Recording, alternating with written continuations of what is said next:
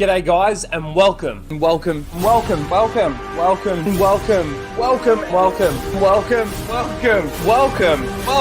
back to Casual Rage.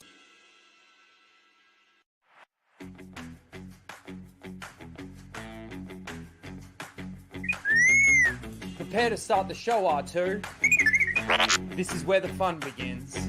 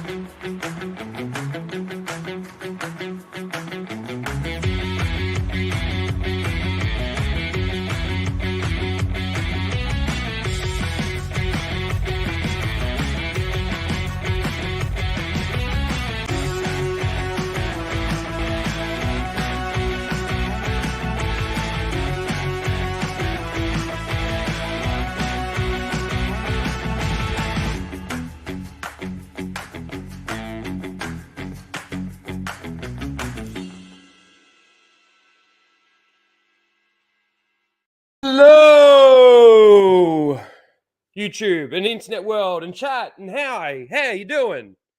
It's been a long time. I'm so out of practice, like setting all of this up and everything. I was like, what the fuck am I doing? Like making mistakes. I got nothing like really set up to like specifically talk about. We're obviously going to be catching up on my trip to the States, which was awesome. I got to say, I had so much fun. And I just I forgot about work. I forgot about just got everything out of my space and just concentrated on the then and there. It was a lot of fun. I didn't want to get involved in I saw somebody in the chat earlier asking I haven't seen anything coming up. Has he been vlogging?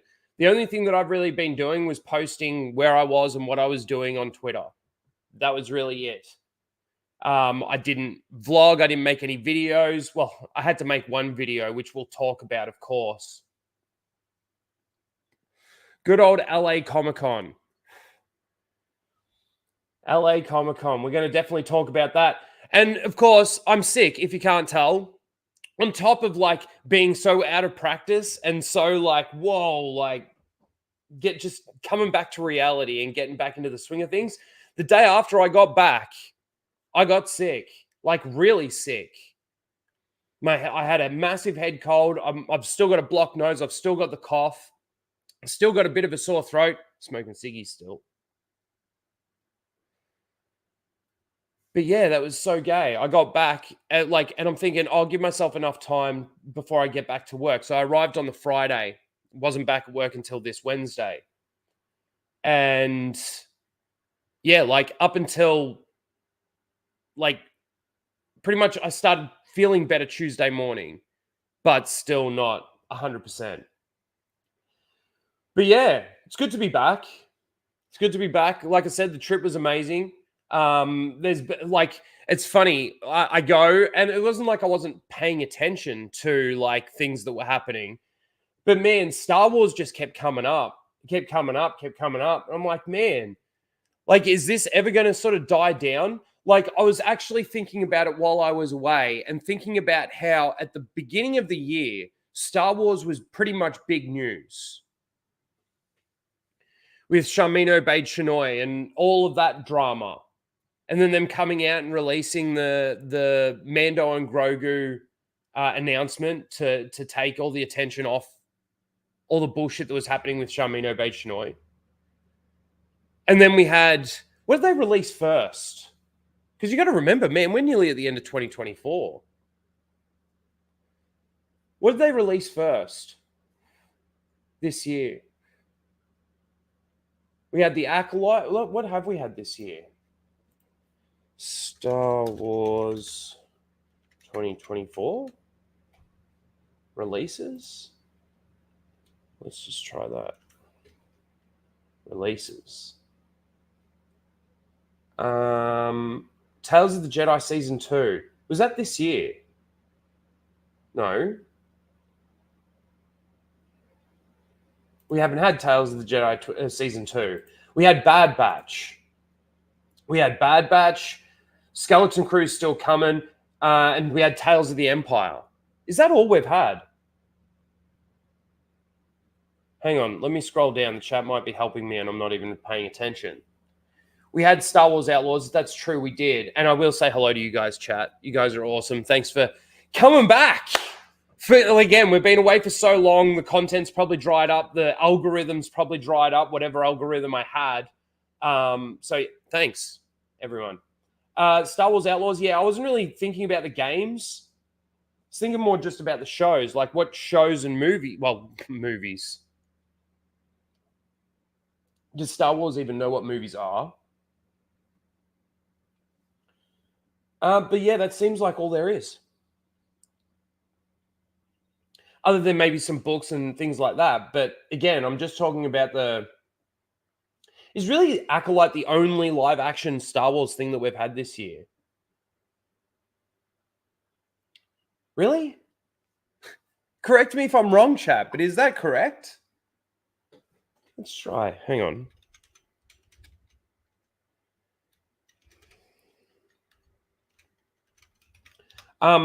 If you can't tell, like I don't have stuff up that we're specifically going to be talking about. So, like I said, we're just going to be basically this stream is a catch up, getting reacquainted, and basically running through the last sort of month in regards to my trip, but also to some of the things that came up because there was also that clone trooper sister.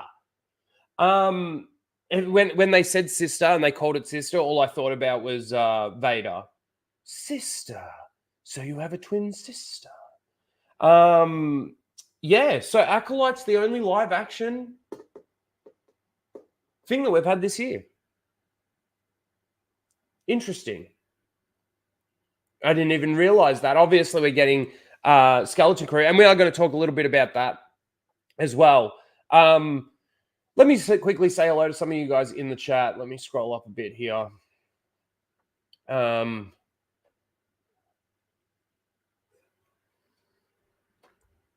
Arctic Warrior. We had Star Wars Marvel Purist, Cellshade, Mr. Bantham. How you doing, Mr. Bantham? Good to see you. Yeah, we do. There's a lot. There's a lot to catch up on. I'm sure there's some things you guys are probably going to have to help me because there's probably some things that I didn't. You got also too while I was away because I had roaming on. I couldn't every time I was going out, like out of the hotel, I didn't really want to use my roaming too much. So I was turning it off and I wasn't really paying attention to it was actually a lot harder not having my phone to look at all the time. It's amazing how much we rely on them. Nuisance Bird, how you doing, Nuisance Bird? Good to see you. Jordan Star Wars, how you doing? Looking forward to the stream. Looking forward to having you here. And may the force be with everyone. We've got Lethal Lightning, but I think he's over streaming now, so I don't know if he'd still be in the chat. Darth Ghostface, how you doing, Darth Ghostface? Good to see you. Yeah, well, obviously we're going to be talking about what happened with that. I did say I was going to do a video, but I don't think it's really worth putting all that much attention on it. I'm just going to cover it in a stream here and then be done with it. There's the video that I put out on Twitter in response to it. But I really want to go through the series of events that happened, because people are putting it on me, this guy's so obsessed. There was somebody that wrote something like that. This guy's so obsessed. He puts out a 10-minute video and it's dude, I've literally done 3 posts. I literally After that whole incident, I literally did 3 posts. That was it. I responded to her bullshit lying tweet. I called the fact that she was then going to block me, and then I posted that she blocked me, and then I posted the video. And apparently my tweet was an admission that I actually harassed her. Like, come on. Come on. Surely they've got to see their own lies. Lara A's here. Good to see you. Quinton, good to see you, dude. Mike Hill, the great Mike Hill. Probably going to go through some DMs from Mike Hill because he just kept sending me stuff, which is cool. Is probably the one thing that I can always go to, and like I just start scrolling up and it's like there's a massive like compilation of what's happened in the last week. Well, in this case, the last month. Geordie, good to see you. Yeah, that's where I saw that. No, so again, the only place where I posted stuff, but it seems like some have been removed. I don't know why. I can't find on Twitter. I can't find when I went to Griffith Observatory. Yeah, like there's tweets missing. I don't understand. Papa Palpatines, Pete's Padawan, Melissa Lord, good to see you. Tyron Azilla. Star Round 7. Hi.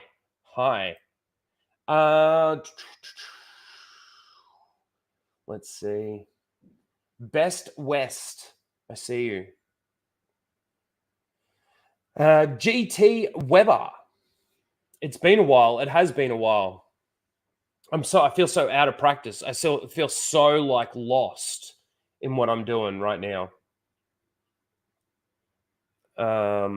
It's pretty crazy, actually. Dan Blackroyd, good to see you, Blake. How you doing? I stand against Raging Rhino.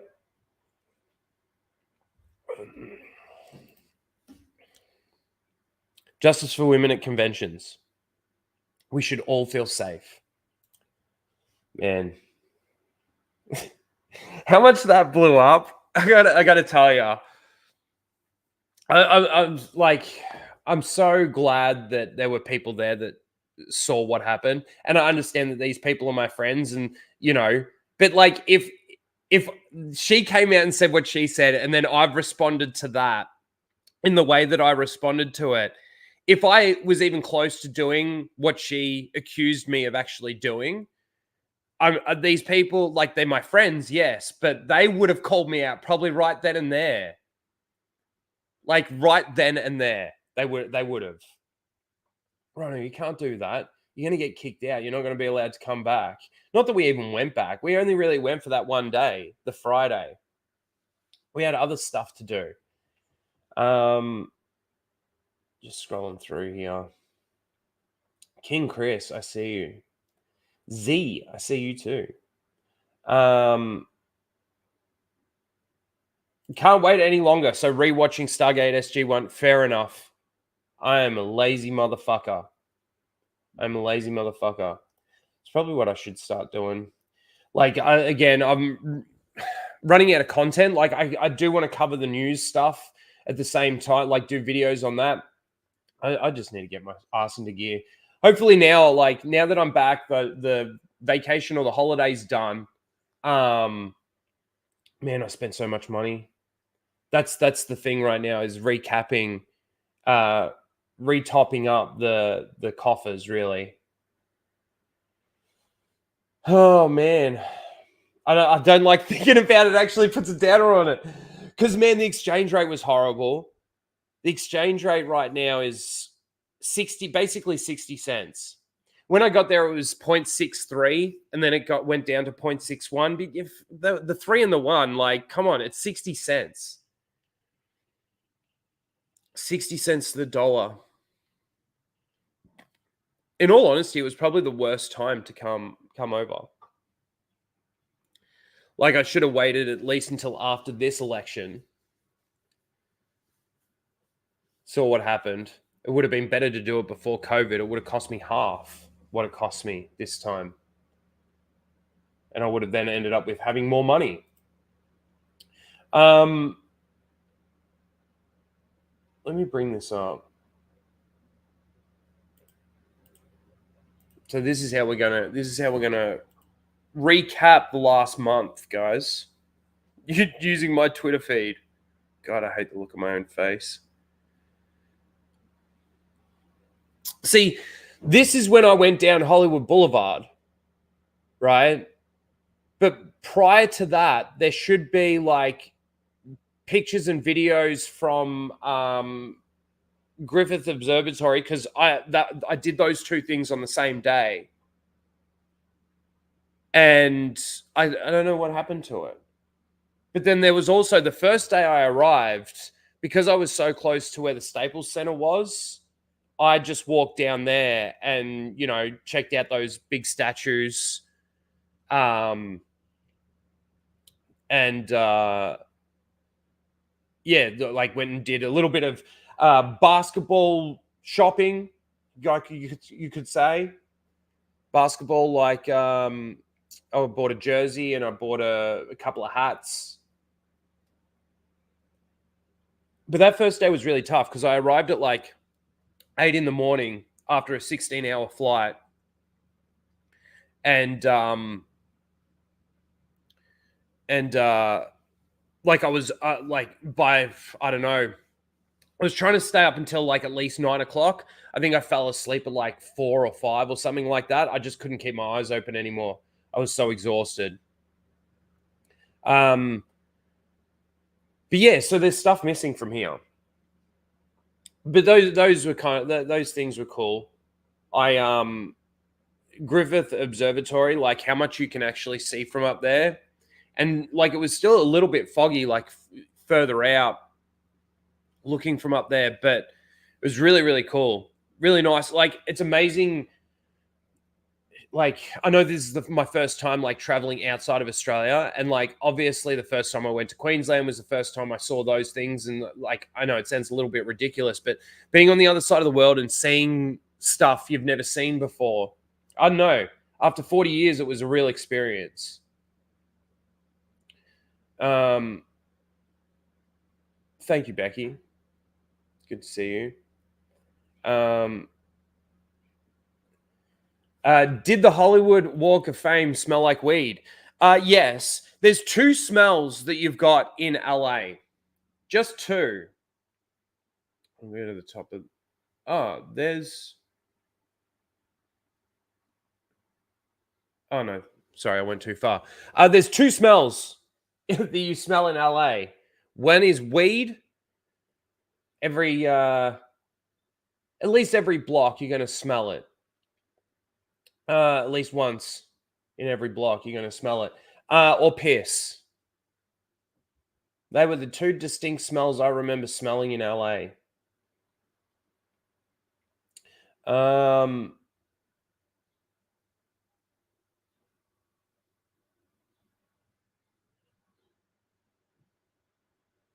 Sorry. Did you meet Kathleen Kennedy? No. She's hiding somewhere. But it was still like, despite that, those smells and stuff like that, like what, like, don't get me wrong, it's not like they're the only 2 smells you're smelling. Like it's either weed or piss. Like you there's plenty of spaces where you don't smell anything. I thought it was really good. I liked LA. I partied real hard in LA. I spent a lot of money. It's funny though. Spent a lot of money at the beginning of the trip, and by the end of the trip, I'm like watching what I'm spending. Who did I get? Dean Martin. These are just some of the ones that I saw that I recognized. There's that big theater. We were going to go there. Tommy Lee Jones, Michael Jackson. I didn't go into any of like the wax museums or anything like that, but these things out the front, there's The Rock back there. Didn't really care too much to like get a proper picture of him. I was really annoyed because they were doing some sort of construction around the Kobe statue. And like when I was in my hotel, I'm like, oh, the Staples Center's not far. I'll go and get a photo with the Kobe statue. And that was the whole reason why I went down there. Every other statue you could stand right next to. every other one, but the Kobe one. It's like, and it was weird because they're doing this construction, and it's almost like it's hard to say. So, like, let's say my phone is where. Hang on, let's say my phone is where the Kobe statue is, right? And he was right there in the middle of the phone. And let's say the phone is the barrier for where the construction was going on, and then it shot off from here. So it was like they could have just closed it off there, and the statue still would have been able to be accessed. It's like they were doing nothing around this part. It's like they specifically blocked it off because they wanted to just isolate it and stop everybody from getting near it. Honestly, that's what it was like. It was like a little cutout spot just for where the Kobe statue was. So that was a little bit annoying. It was a massive predator thing. These statues through these stores, and some of the stores there, man, huge. This is one thing that obviously it's always said, I think, is like everything's bigger in America. And it's not like everything is bigger in America. The meals are bigger in America. Meal sizes, I mean, the stores, the shops, like even we went down to Santa Monica, Anna and myself and Peaches, and man, huge. The beaches down there are massive. Christopher Reeve. I was happy I saw that star actually. Who's that? Oh, Patrick Stewart. Mark Hamill. I saw it and I'm like, oh, okay.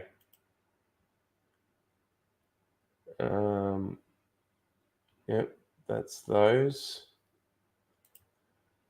So again, like these are the early days of me now being in LA.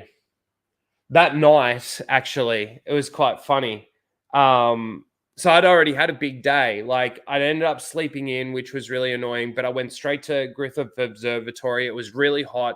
Man, even in the shade, you're sweating bullets. Like, wait, Aussie beaches are smaller? Yeah, they are. They are. Man, at least it's smaller than Santa Monica. Santa Monica Beach, it's almost like half a K from where the footpath is and the sand starts to the water. I'm exaggerating, but like there's a lot of beach, a lot of sand,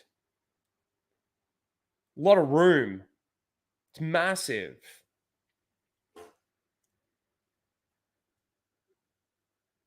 Like massive. I couldn't imagine being a like lifeguard there. The Peaches was telling me like when it packs out, they've got helicopters, they got boats out already. Like it's a massive operation sort of thing.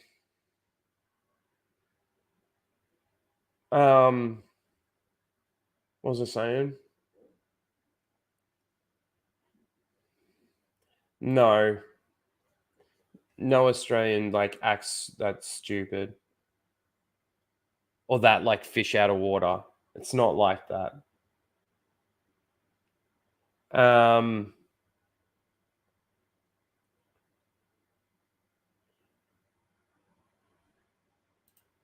You got to do Florida next.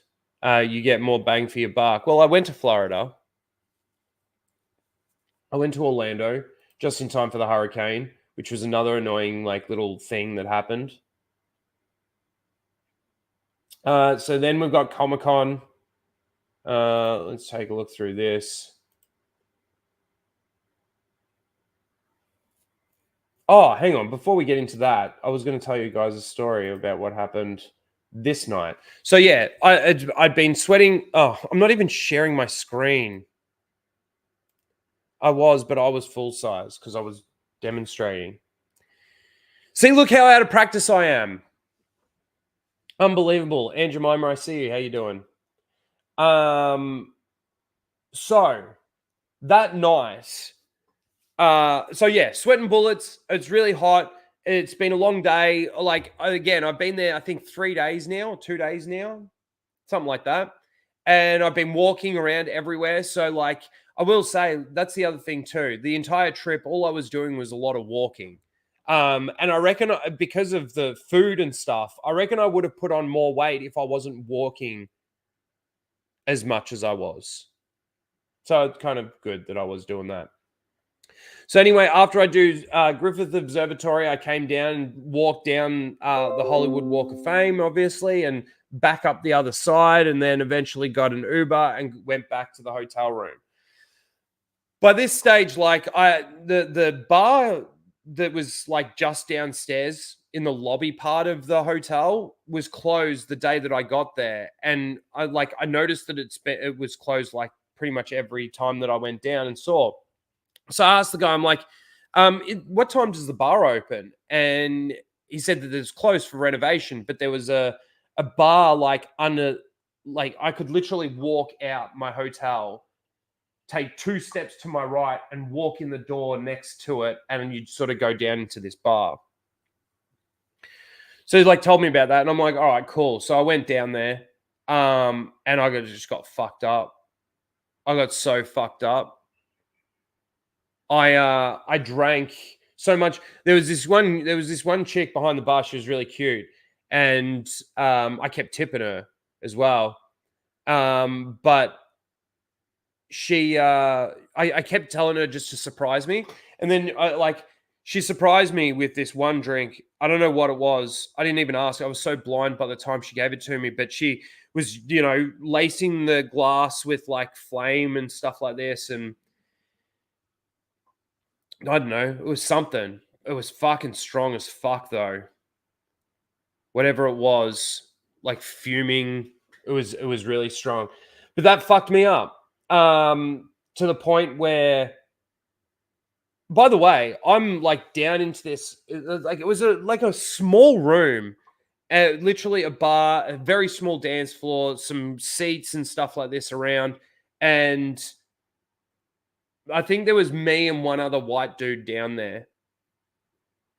Like it was a culture shock for me, right? Like it's not like that in Australia. It's not quite that.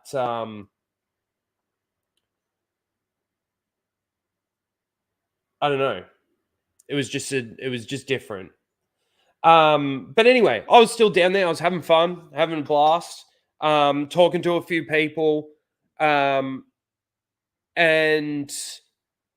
yeah. By the end of the night, they were closing, and I don't know what time it was. It must have been like 3 in the morning, something like that.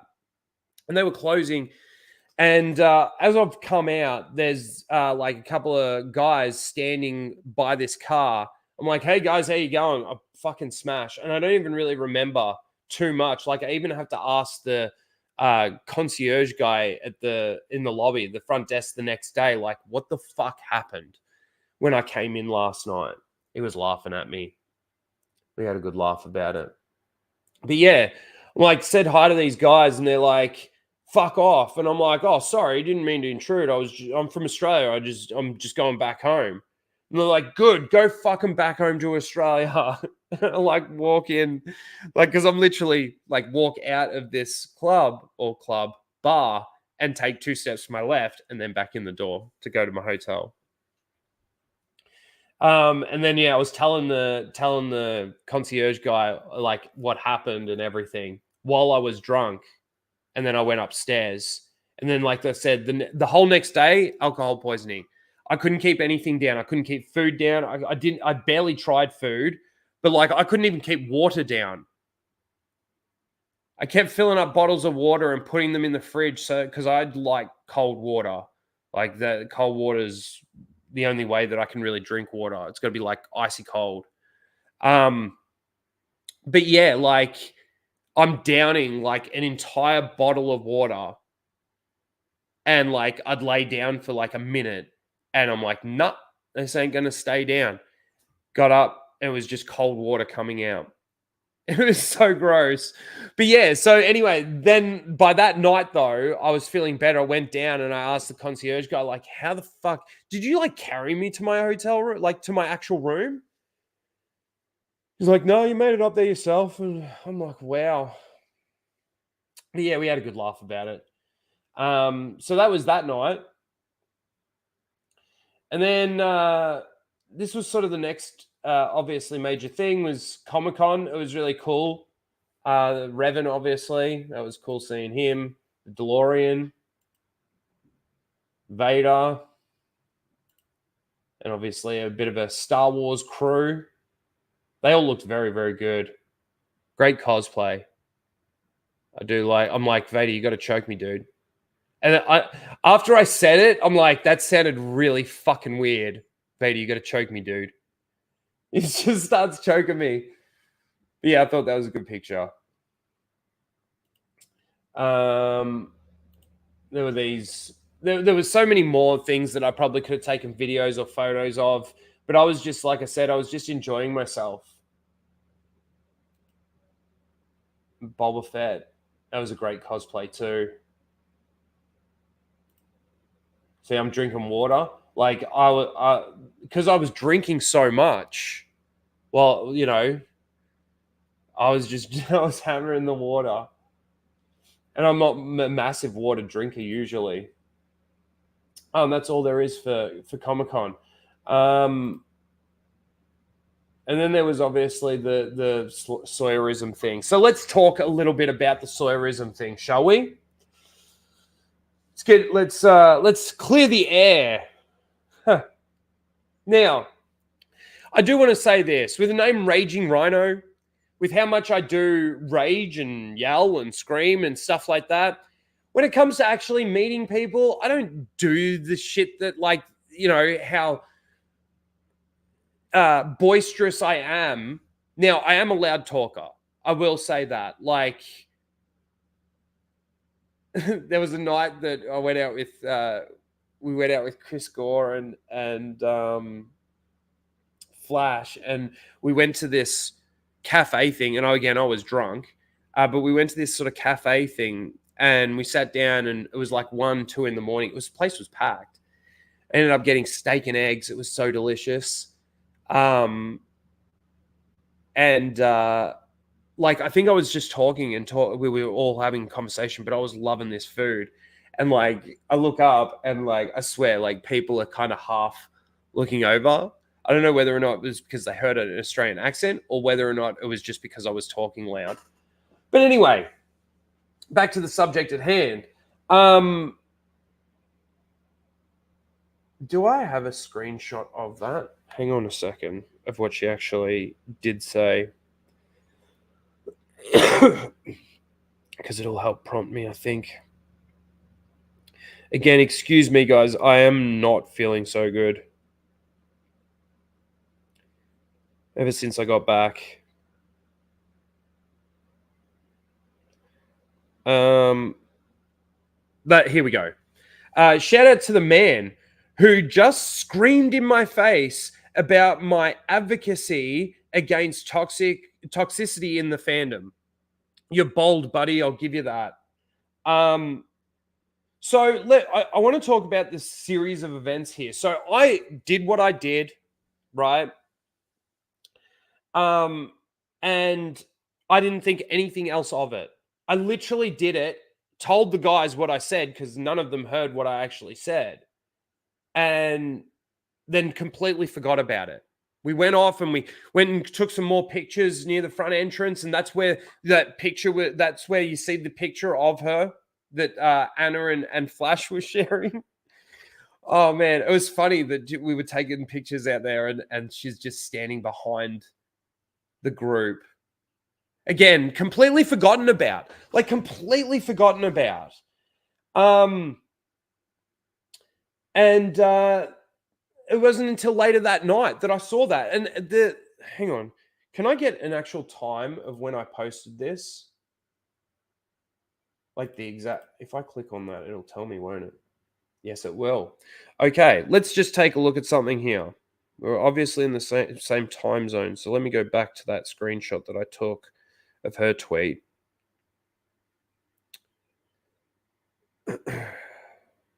God, I took so many pictures. Here we go.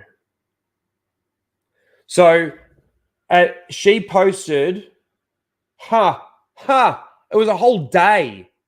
It was a whole day that went by. She posted on the 4th. So on the actual day it happened, at 7:25. So not long after it happened.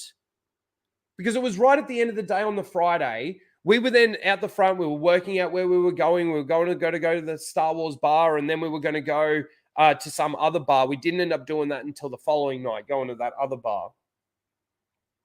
But yeah, so she posted it on the 4th, the 10th of the the 4th of the 10th. Sorry, anyway, the dates change depending on where you are.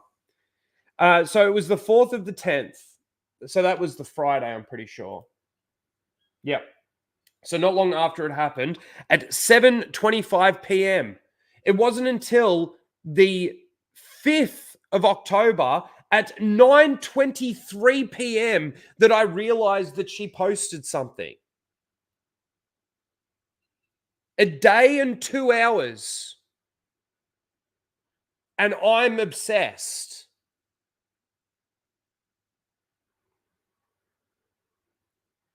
A day and 2 hours for me to respond. Basically just calling her out. You guys read I would hope, I'm pretty sure most of you probably read my response. If you heard about it and wanted to get context for it.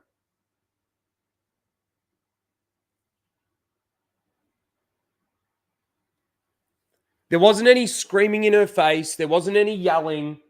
And, I know Anna did a video on it. I know that Dante, who was there as well, great group of people too. I got to say, it was awesome meeting Anna. It was awesome meeting Flash, Chris Gore, Alan, Dante.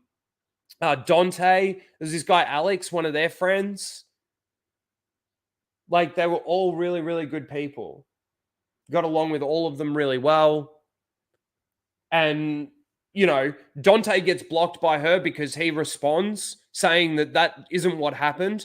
Alan apparently was the only one that actually heard me say what I said, which was literally, so she's like leaning over this counter, like a counter like that, right? She's sort of leaning over that. And I would be, let's say, I don't know, we were probably standing about 10 feet away. Maybe not quite 10 feet. We were pretty close. Anyway, I literally walked, I'm going to say something. Because I think this was the second time I'd seen her in the day. Like, I would walk past and I'm like, oh, I think that's Sawyerism. And it just kept going. And then, of course, because we were waiting for Chris and everything, I was getting bored just standing there. We're in the Artist Alley section, which isn't really my thing. I loved looking at all the statues, and I liked the cosplayers. They were all really, a lot of them were really good. And like going through some of the comic book sections and stuff like that. So anyway, we're standing there, we're waiting for Chris, and then we were going to find Flash. And I'm like, I'm just going to go say something. I didn't even know what I was going to say. Like, it's not like I preemptively thought, oh, this is what I'm going to do. I literally walked over and I had a blank slate when I walked over. And I'm like, hey, Sawyerism. And she turns around and the dude standing next to her, which I didn't realize was her boyfriend, but it was her boyfriend, standing right next to her. I'm like, hey, Sawyerism. She turns around. And I'm like, good job trying to cancel YouTubers. And she goes, oh, thanks. And because she said the oh, thanks, as I'm turning around, I'm thinking, like, what? As I'm turning around to walk away, I'm like, loser. And that was it. The more I think about her thanking me, oh, thanks. The oh, thanks. I'll never forget it.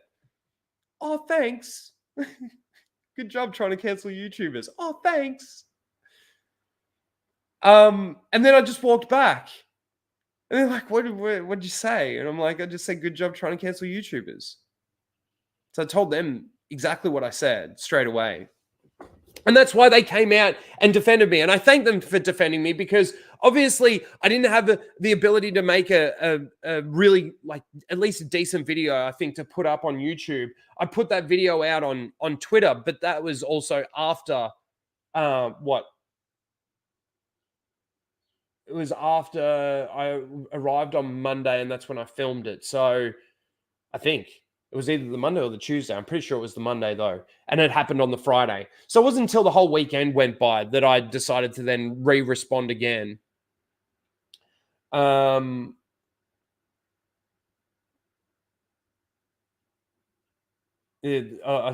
don't know why I retweeted that. Yeah.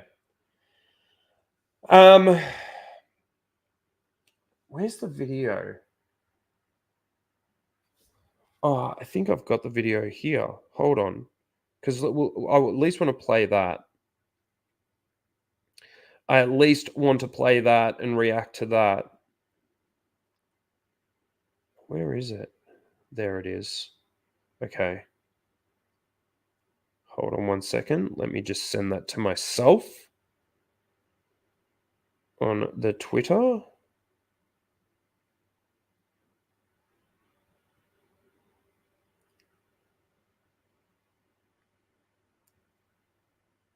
Because there's actually so much to flesh out of this video. Send. Let me just stop sharing for a second.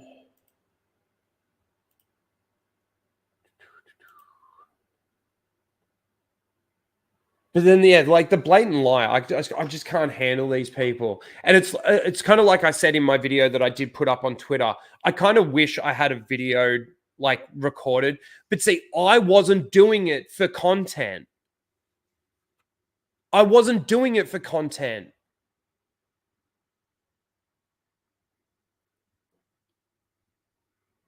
If I was doing it for content, of course I'd have video of it, wouldn't I? I wasn't doing it for the attention of it. The only reason why this got eyes and this got attention and the amount of attention that it did get is because Soyrism put it out there. And she played the victim card from the word go.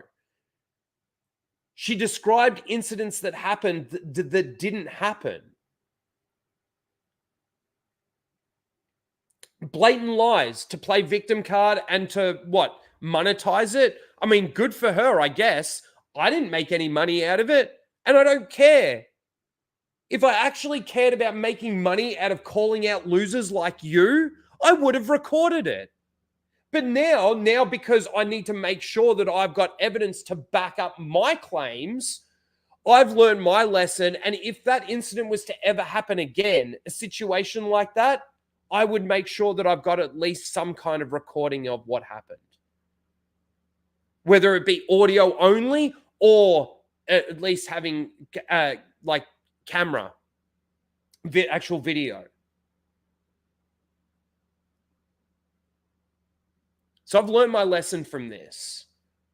I'm really happy that I had, like I said, I had people there that saw what happened, knew what happened.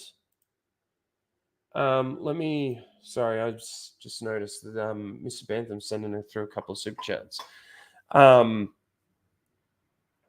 really wish you had at least recorded the conversation.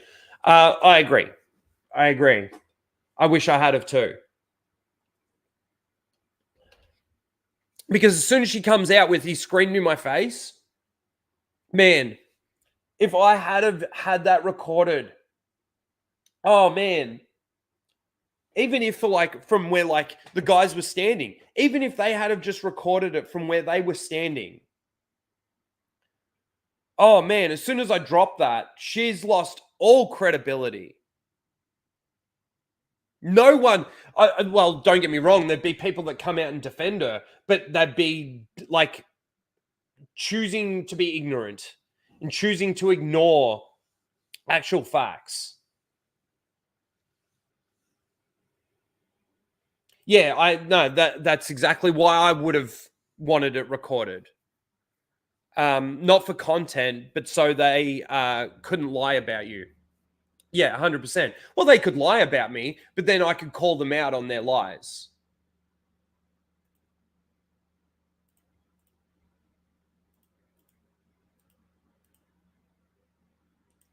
Now, this video, there was obviously the other one as well.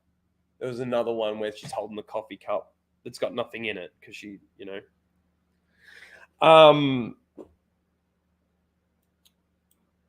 I might pause it a couple of times throughout this, but there's a couple of things. There's a couple of things that you've really got to notice is the eyes and the tone in the voice. Like, she's shook because of this. She's shaken up. And it's so funny because her boyfriend did nothing. Like, if I was some kind of fucking threatening, which she claims that I was threatening and bullying and harassing and all of those claims, her boyfriend was right there. Now, look, I wouldn't expect him to do anything because of how much of a cuck he must be. But, like, even a pussy would say, "Oi, dude, what are you doing?" Would they? I don't know. Maybe not. Maybe not. Anyway, let's listen. Comic-Con etiquette. Basic Comic-Con etiquette. If you see an internet personality that you aren't a fan of, don't go up to them and scream in their face about how much you aren't a fan of them. Okay, so let's just talk about that for a second. Look at the pause. God, I don't even really want to look at it. Scream in their face about how much you what? Don't like them. Scream in their face about how much you aren't a fan of them. How much you aren't a fan of them. I didn't say anything about being a fan or not a fan of you. I recognize you. The only reason why I recognize you, well, you stand out because of your pink hair. That's obvious, right? But the reason why I recognize you is because Mike Hill sends me posts that you put on Twitter so that you can get a nomination on Seal of the Week because you're a massive Disney seal. You're a shill as well, obviously. You do get your little gift baskets and, you know, all of that shit. But you're a Disney seal. And you get nominated for that. So I've seen your Twitter, I've seen your YouTube, which is really a nothing burger. You're obviously bigger on TikTok. Fucking shit, one of the shittest fucking platforms.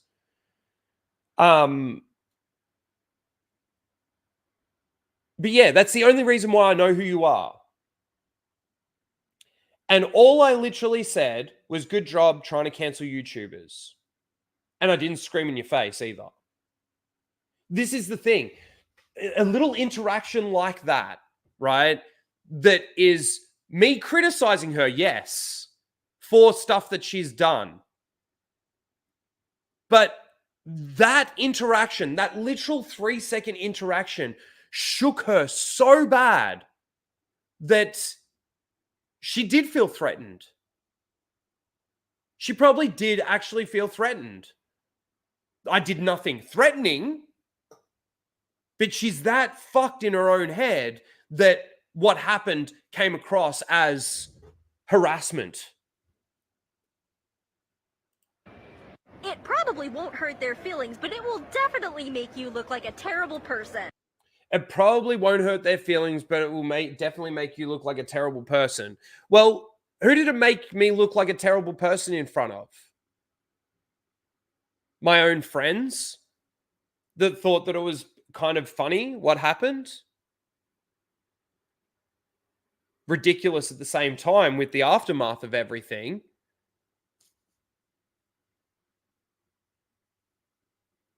You know,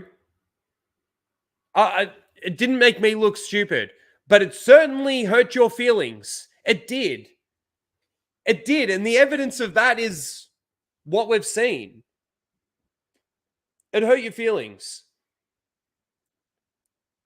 Now, I want to point out that if I had have seen Star Wars Explained, whether it be Molly or Alex, if I had have seen Kyle Katarn, and recognized him. If I had have recognized any of the Disney shills or Disney seals that I see and get sent to me and stuff like this, I would have probably have done the same thing. And the only reason why I say probably done the same thing is because the only reason why this really happened was because we were standing there and she was doing something at one of the counters. They weren't walking in a different direction. I was standing there bored. We were waiting for Chris to catch up to where we were. I was like, fuck it, I'm just going to say something. If we had have kept moving and they were going off in a different direction, it probably wouldn't have happened. And I don't regret doing it. I actually, looking back on it now, I think that it's kind of funny. But it's not to say that I pinpointed you out of an entire crowd or I was hunting for you or anything like that. I didn't even see. It's funny because Anna mentions that she puts out a post saying, I'm going to be at LA Comic Con in this area or whatever. Come find me and say hello. I didn't see that. I didn't follow her on Twitter. I don't sub to any of her channels, anything like that. I don't follow any of that. That came out afterwards. And it was like, oh, that's kind of funny too. Because she is promoting that she's there. She's saying, come over and say hello. What that means, basically what you're saying is basically on basic Comic-Con etiquette, no one that disagrees with you can come and maybe have a disagreement with you. So even let's use an example like this for a second. You've got somebody who is actually a fan of you, right? Does like the content that you put out, but there was something that you said about one of the shows or something in one of the episodes or something like that this person vehemently disagrees with you on, right? But they are a massive fan of you. But they come over based on your tweet to come and say hello. They come over, they find you, they say to you, oh, look, I'm a big fan, like all your stuff, blah, blah, blah, blah, blah. Not that I preemptively said any of that. I just jumped in and said what I said. But let's say they said, like, oh, I'm a fan, like, I like what you do and blah, blah, blah. I disagree with you, though, on this. What would she do? What if the disagreement that person says has something to do with, let's say, lore or canon or content or like something major to do with it, and then they start having a back and forward and it starts getting heated? Is that then harassment because that person has a disagreement with you about something that you've said or something that you've done?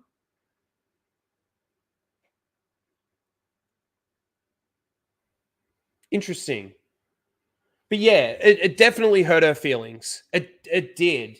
You can see it in this. You could see it in that picture. No, but I'm so serious. Don't do that. If you see an internet personality that you really like and you want to say hi to them, do that. But if you have nothing nice to say, don't say anything at all. Well, it wasn't really a factor of like having something nice to say or not saying anything at all or anything like that. It was more the fact that these people jumped on the cancel train, coordinated cancel campaign to get rid of some of these good YouTubers out there.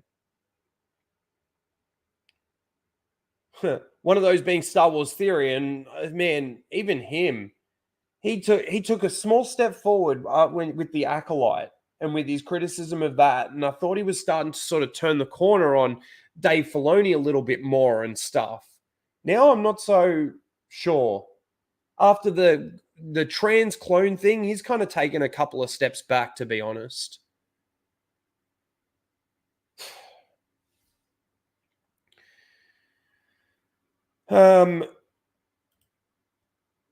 Steezo for life for $5 says, pretty wild that surviving a hurricane wasn't the worst moment of your trip to America. I know. Glad you survived and made it home. Thanks, dude. Yeah, no, 100%. That hurricane, though, we'll get to the hurricane stuff. That was wild. That was wild. Yeah, look.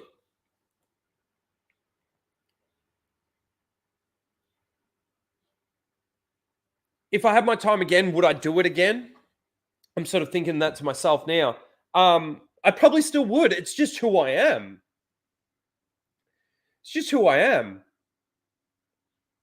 I probably still would. The only difference that I'd make is I'd record it. I'd record it. And, you know, at least then we'd have some sort of recording of it, you know. So hang on, let me bring this back up again. Mr. Bantham for $2 says, man, these people can't agree to disagree. No, that's true too. That's very true. That person would have been harassing her.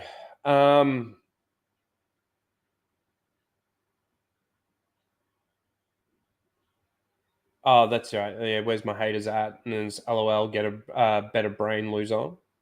It's so funny that she started calling people loser after I called her a loser.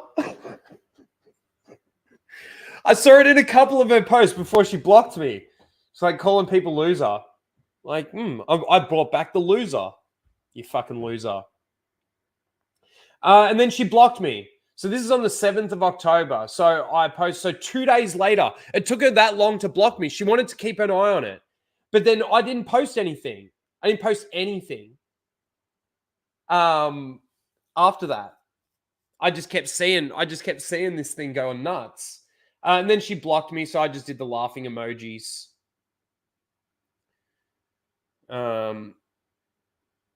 I'm probably next. I thought he'd already been blocked. But obviously that was the block party that day, the 7th. Yeah. So yeah. That I think it comes back up again, does it?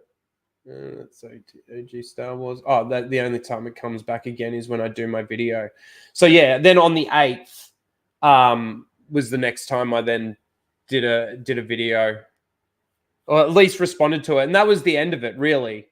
And this is why, like, this was like I just put that in there because that's why I did what I did. It's why I did what I did.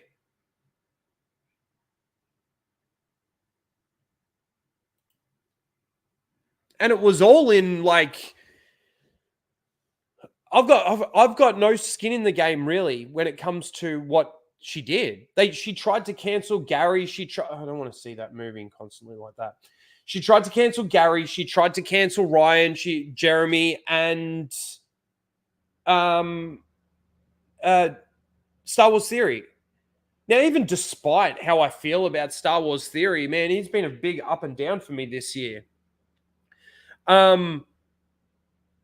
Despite how I feel about Theory, he shouldn't be being cancelled. I think some of his takes are stupid and ridiculous. And I've exposed him on a couple of those streams that he was doing with Mauler and Ryan and stuff. What was it? The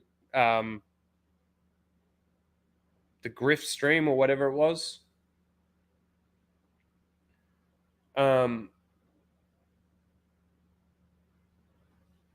Darth Ghostface for $10. Let me get this. Not recording your encounter with Sawyerism was a mistake. I know that now. Anyone with common sense saw this coming a mile away, that she was going to lie about it to paint herself as the victim and you as a harasser. Yeah, I was too, I guess, naive. I don't know what the word is. I don't know. Maybe I just got too much faith in humanity. I got too much faith in people being honest. And that's my mistake. You know, big time my mistake. Like I said, I've learned my lesson from this. You know what's going to happen? The next time something like this actually happens, I will be recording myself and I will end up yelling in the person's face.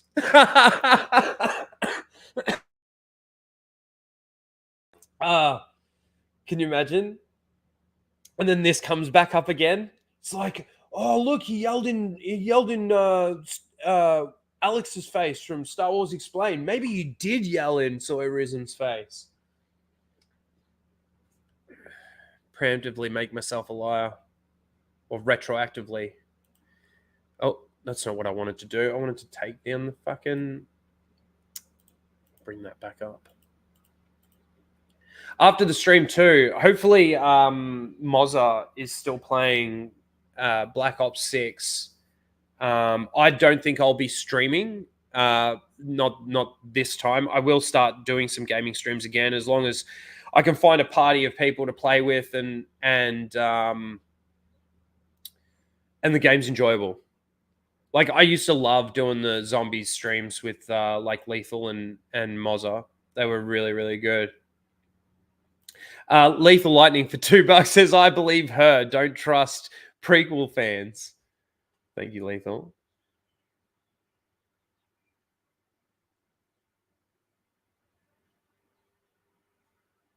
Got spiders now. What do they have? Cold War had those like dog things. Guilty.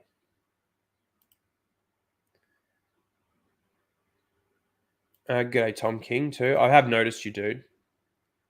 Thought I'd at least say hello.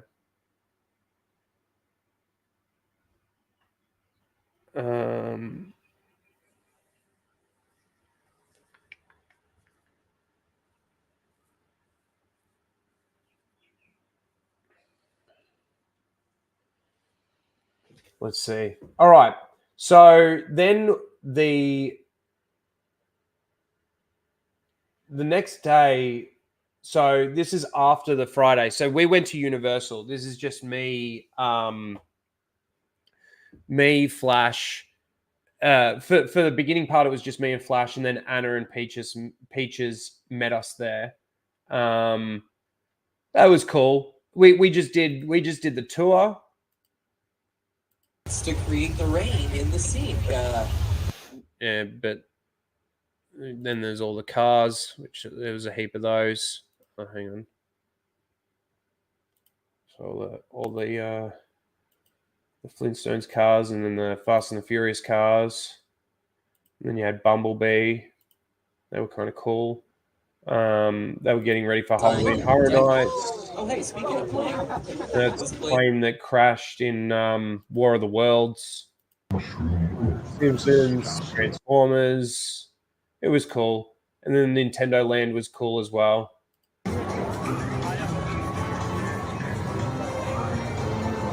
Not as big as I thought it would be, but that's because I think in Hollywood they're like limited in space. Take a photo with Bowser. Harry Potter Land. I will say they do the transformations really well. So like you go from one place to another place, and like it really does sort of, when you're in the heart of it, it really does sort of transform. I will say more so in Orlando than here, but that was still cool.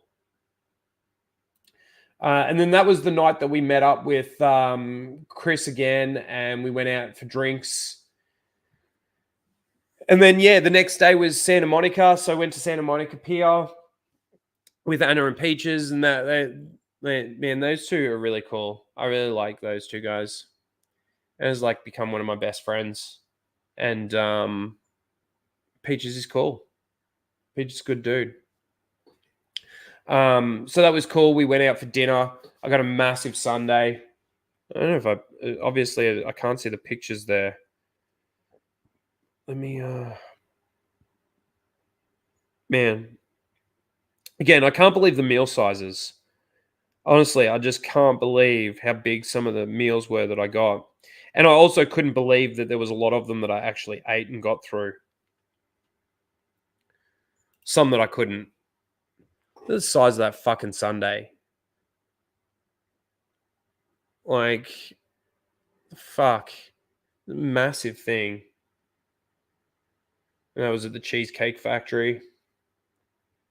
Yeah.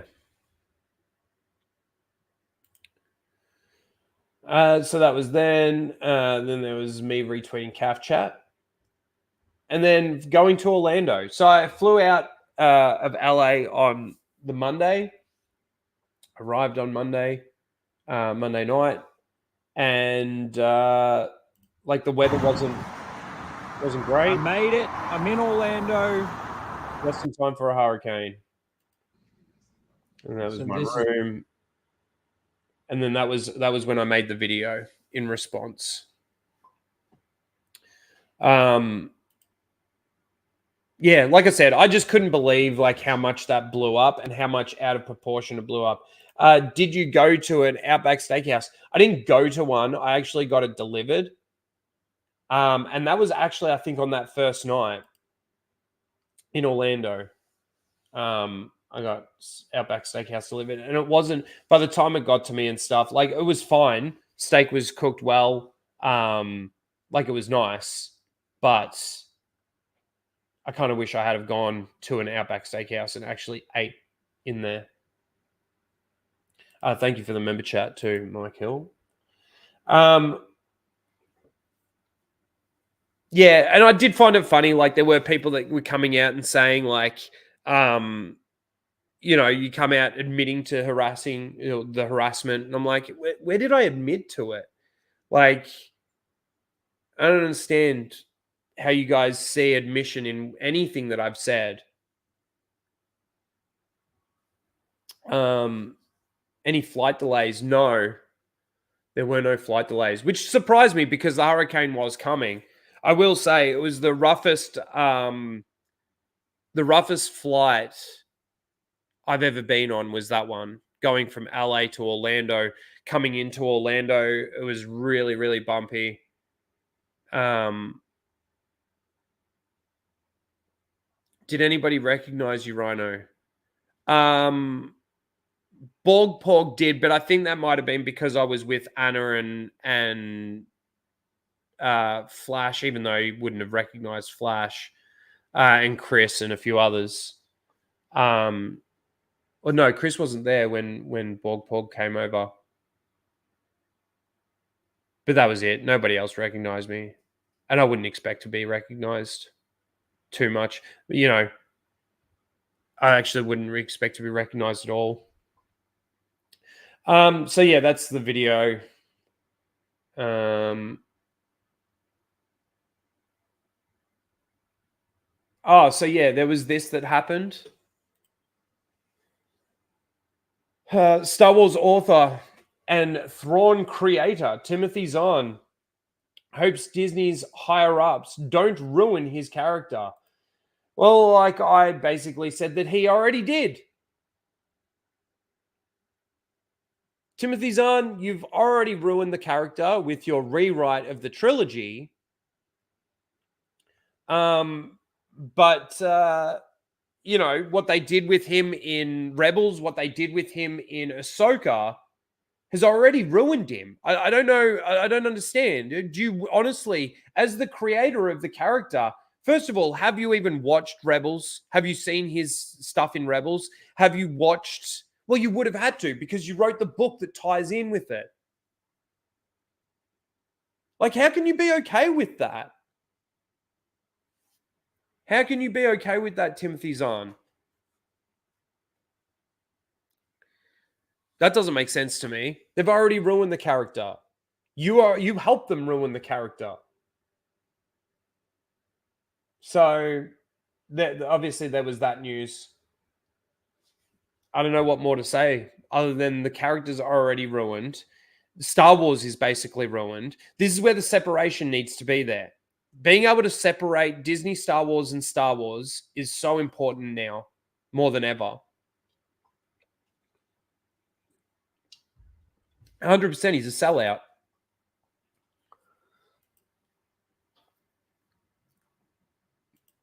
Mr. Bantham says, boy, Jacob has had some wild takes since you left. Really? Like what? Give me an example. I think I'm blocked with Jacob as well. And I'm not. I could set up a burner account just so that I can still like suss it. Like, I don't know. I'm such a boomer. Such a boomer. There's Anna's video in defense of me. Star Wars Marvel Purist video. And then this is the storm. This is the storm. It's the craziest thing, man. It's the craziest thing. So I was basically trapped in my hotel for like 4 days. And it basically dragged into a 5th day. Like that whole week. So I arrived on the Monday and I actually didn't get out to really do anything until Friday. And it was probably more late Friday that I actually got out because the storm was coming and there was the build up to that and all the evacuation zones, like people from the evacuation zones. So this hotel on the Wednesday night was packed, completely packed. And everybody, the bar was open and everybody was getting drunk and getting rowdy, especially after dinner. They just put on a big buffet dinner, which was good. It was just all you could eat. So it was just pounding food. But yeah, the manager, the bar's supposed to close at 11 o'clock. The manager closed it on that Wednesday night at 9 because everybody was getting like really rowdy. It was good though, because I met this guy, Bill and Lisa, and Bill's an old Vietnam vet. They're really nice people. And they had like bottles of alcohol that they'd bought with them. So, you know, me and Bill would just be sitting downstairs out the front here, smoking cigarettes, watching this storm happen. And after the bar closed, Lisa was running up, making drinks and bringing them down. So we got pretty fucked up. I will say that was sort of the silver lining to this storm was just the meeting people from like sort of all parts of Florida, really, because everybody like was just bailing those areas and came in and sort of meeting all different types of Americans, I guess. You know, we obviously here we were talking a lot about Trump. We're talking a lot about politics. There was this one lady there that's like, she said, I don't like Trump, but I'm voting for him. That's what she said. Had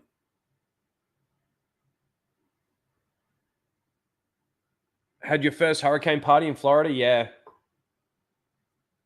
And like, this is, what time was this?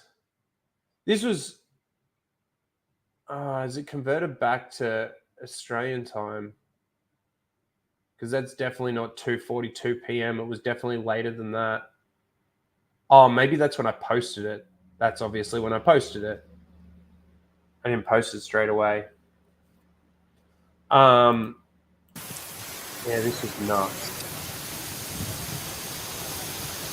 Like there. Man. That's why I said damn. Because it just picked up and it just like, was there no audio with that?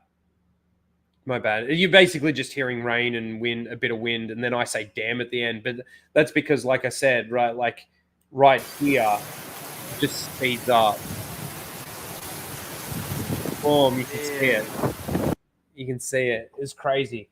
And the thing is like I went back up to my room at like around, I don't know, would have been around 12:30, 1 o'clock, something like that.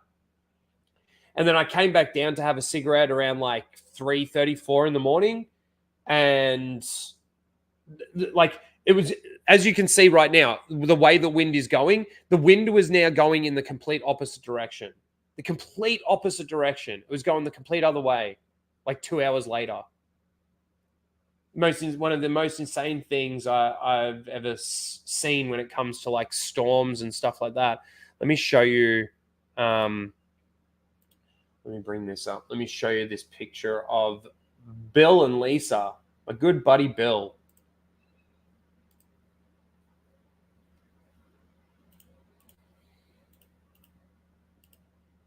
For 3 days, this man would literally wake up, come down. Lisa brought him down a pillow eventually that he was sitting on, sit in this chair and just smoke cigarettes and get up to go. Like she'd bring him down food. And then like he'd go in to go to the bathroom or whatever. And let's come back outside, sit down and just watch. I swear he'd be the kind of guy that I reckon wakes up in the morning, goes out on his front porch and just sits there and watches and smokes cigarettes and eats food and repeat. But he was a good dude. We had some good laughs. Lisa was cool too. Nice people. And then there was other people that I met while I was there. There was this one guy, like he would have been around my age, tatted up, wearing a singlet and shorts in this storm, getting drunk as well. Like we were all getting really drunk. But he was talking about all these guns and how there's this war coming in America and all this kind of stuff. And like at the end of his entire rant and everything, he just goes, America, like this. And it was just, for me, it was just the meme coming to life. It was just so funny. I laughed. It was funny. Let's see.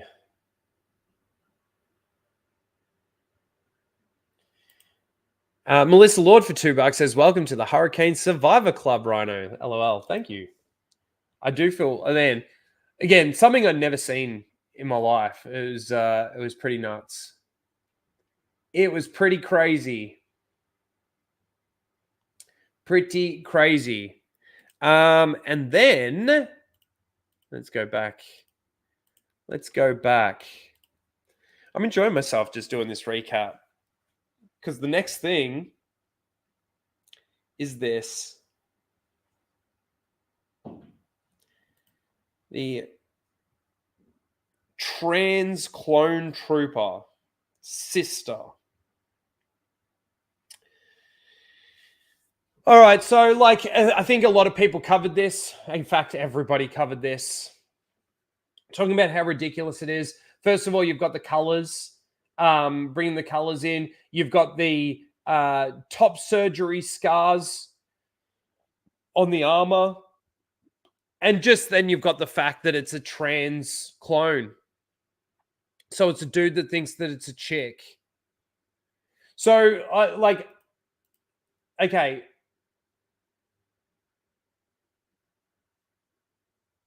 There's two major points that I want to make. Would be basically the first one is, didn't they basically already do this by making a female clone of Jango Fett? Her name is Omega. So there's that, but then there's also the fact of the Kaminoans, right? The Kaminoans and their cloning, the way that they're so they're strict when it comes to their product. And this would basically be a defective clone. It would be a defective clone unless they specifically genetically modified this clone to have gender dysphoria. Because the Kaminoans, they can genetically modify the clones to obviously age faster. They do something else to them. Help me out, chat. What do they sort of remove? It's like if they wanted to, they could remove fear. Genetically modify the clones to not feel fear. That's basically that's my understanding of the extent of their technology and what they would be able to do. So if you're going to make a clone, and this is a male clone, right? So maybe the genetic material is still Jango Fett, but they've then genetically modified this clone to have gender dysphoria. It's the only way that you could have a clone that's trans. Now, when it comes to Omega and the other sister that's in that, the other female clone that's in that, I can't even remember her name. It was that fucking ridiculous and pointless. But there are two female clones in the Bad Batch of Jango Fett. To me, that's a bigger problem than having a male clone thinking that, and don't get me wrong, I'm not trying to justify the fact that this isn't an issue. It certainly is an issue.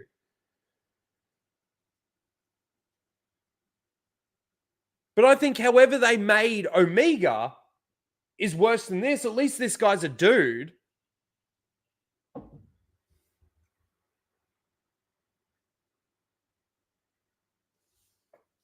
But that's what would have had to have happened. For this clone to be like this, is the Kaminoans made it like this. Which they wouldn't do. In real Star Wars, they wouldn't do that. Because it's not about that. It's so stupid. And then to bring in the colors, the flag colors, and all of that, like, what the hell are we doing? This is supposed to be escapist entertainment, not activist entertainment. That's what it is. It's activist entertainment. And using the word entertainment in that sentence is really like kind of strange because it's not entertaining by any stretch. The only entertainment that you do get from this is watching it crumble and burn before your very eyes in real time.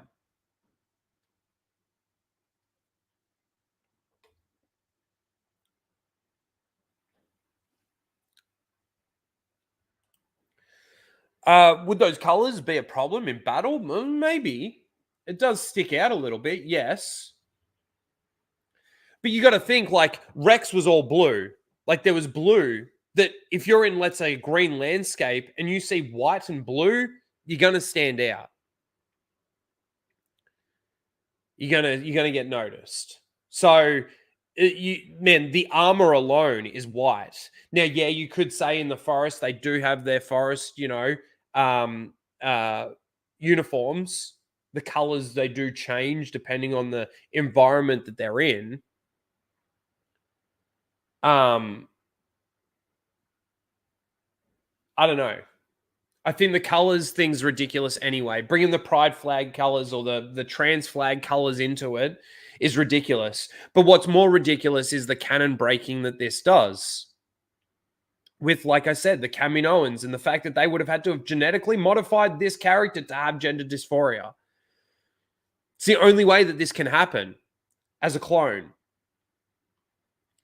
But I already think that they've already stuffed all of that up.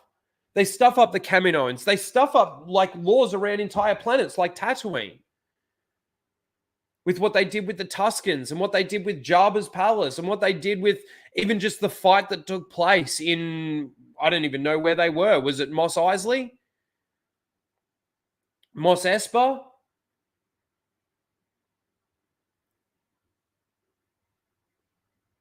They fucked lore and canon around Sarlacc, not Sarlacc's, fucking Rancors, who's just misunderstood and depressed. You can ride him now. How much time went by? Who knows? Like a bantha. Like, when you actually, like, look at these things, Disney Star Wars, keep doing what you're doing, guys. Doing a cracker job, and soon no one. You're going to be making no money whatsoever. I mean, there was talk about like the Daisy Ridley movie, the Rey movie, like being shelved. I would never, man. You guys that have been watching me for a long time now, I wouldn't like. I was saying, I don't think that they're going to cancel this. I like, man, they pranced her out on stage at Star Wars Celebration.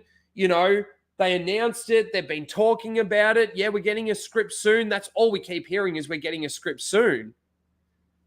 But like, I honestly didn't think that they would be canceling the Rey movie. And it's not like officially canceled or anything. They're still saying that it's happening. But the ability for them to actually put something together, a good story, a good movie, anything good Star Wars, seems to be beyond them. So things just seem to go off into the ether and it escapes. It's nothing now.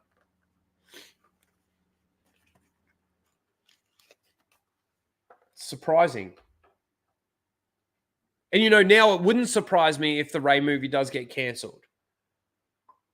But, like, what are they going to do? Are we actually getting a Mandalorian and Grogu movie? Are we actually getting a Dave Filoni Mandoverse movie? Are they one in the same thing? Is one of them supposed to be Mando season 4? Like, do we have any information? Not really. We have announcements. But progression of these projects, is the James Mangold the first side of the Jedi or whatever that we're you know, is that still happening? Would the other movie that you announced at Star Wars Celebration, did that get overtaken by the announcement of the Mandalorian Grogu movie? Did you just announce that to take attention off the Charmin Obaid-Chinoy mess that she'd made?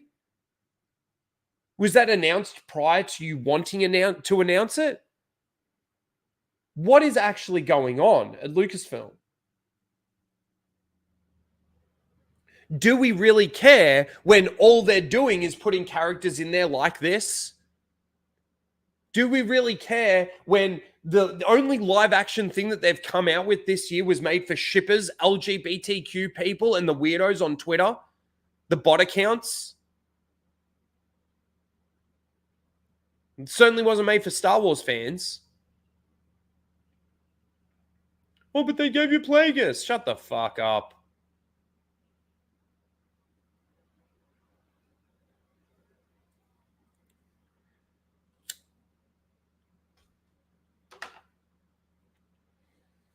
And all the cancel pigs want to say is cancel these people, demonetize all these people that are actually criticizing the work. These actual Star Wars fans that know lore, that know canon, that know continuity, understand why continuity is important. Understand the universe. You know, it's funny. From my understanding, one of Ryan's biggest pet peeves in The Acolyte is the travel time stuff. How long have we been talking about travel time and elements of time taking place in this universe? We can go back to The Mandalorian season 1, I think, for that. We can go back to The Rise of Skywalker with the light speed skipping to talk about that. And I'm not saying that Ryan never recognized it in some of the other stuff that he watched. I know he did. But like when you can't get down a basic element of time in a show like this, then what else is wrong with it? We know what else is wrong with it. But you know what I mean? Like time and travel time and things like that, actual things happening in time while other things are actually going on. All of that stuff, that doesn't exist in Disney Star Wars. It's just be where you got to be, when you got to be there, and don't ask questions. Completely takes you out of it. Completely takes you out of it.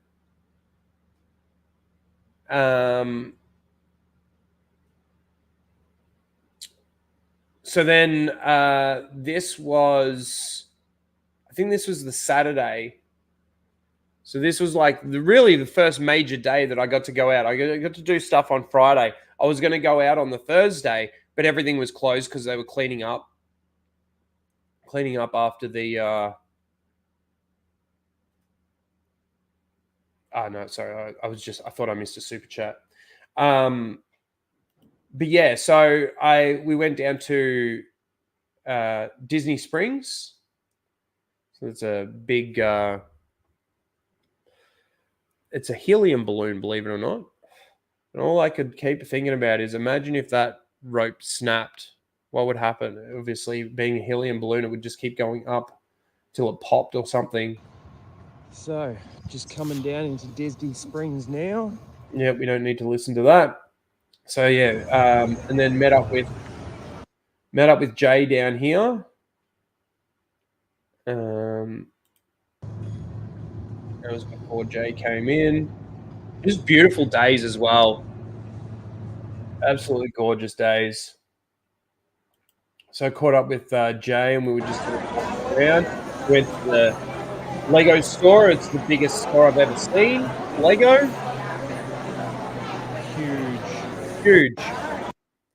Huge. And then me and Jay doing our best Freddie Mercury impression. It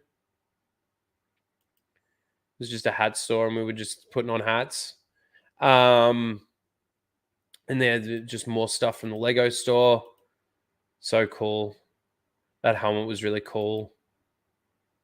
And then we went to the Star Wars store, and I was just sort of walking around. There was a lot of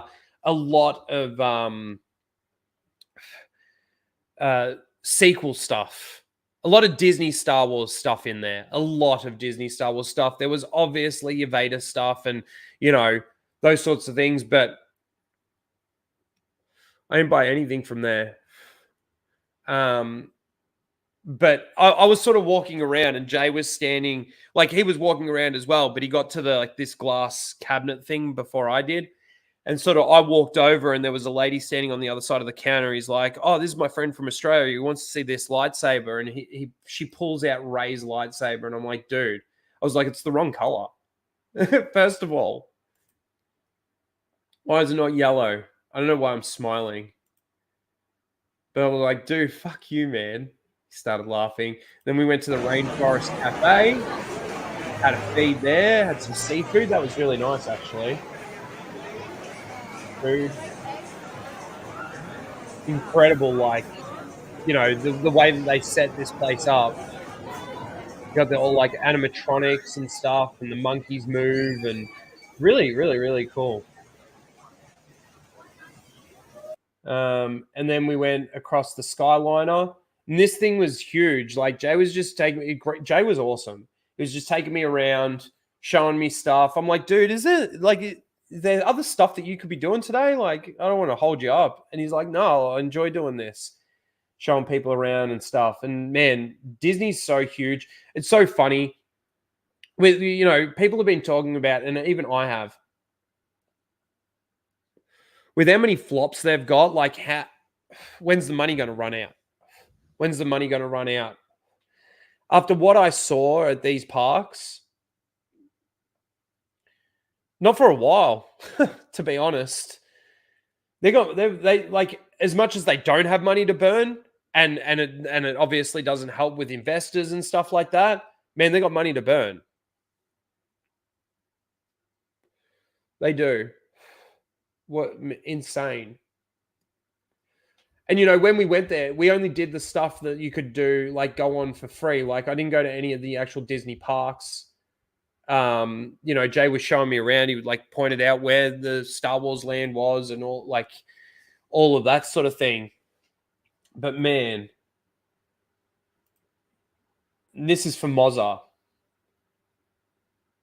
Man, they might have had a big Play-Doh thing, Moz, but this has nothing on the Lego store and the Lego builds that you see outside the store. They had this massive fucking, it was like what's it called? It's like that myth dragon, sea dragon thing in Norway or whatever. Why am I blanking on its name?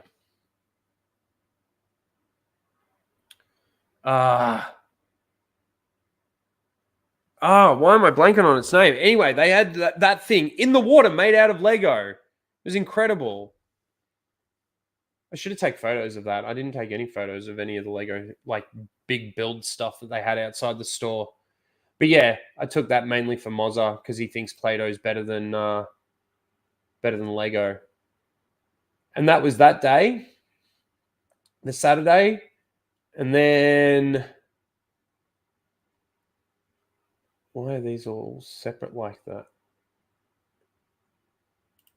And then I went to Universal the next day, and that was really cool. This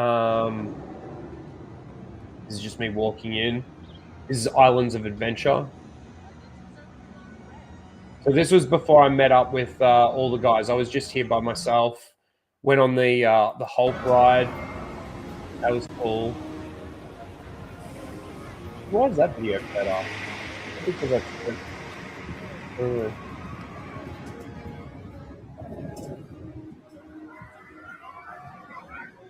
will say this ride it is really jerky.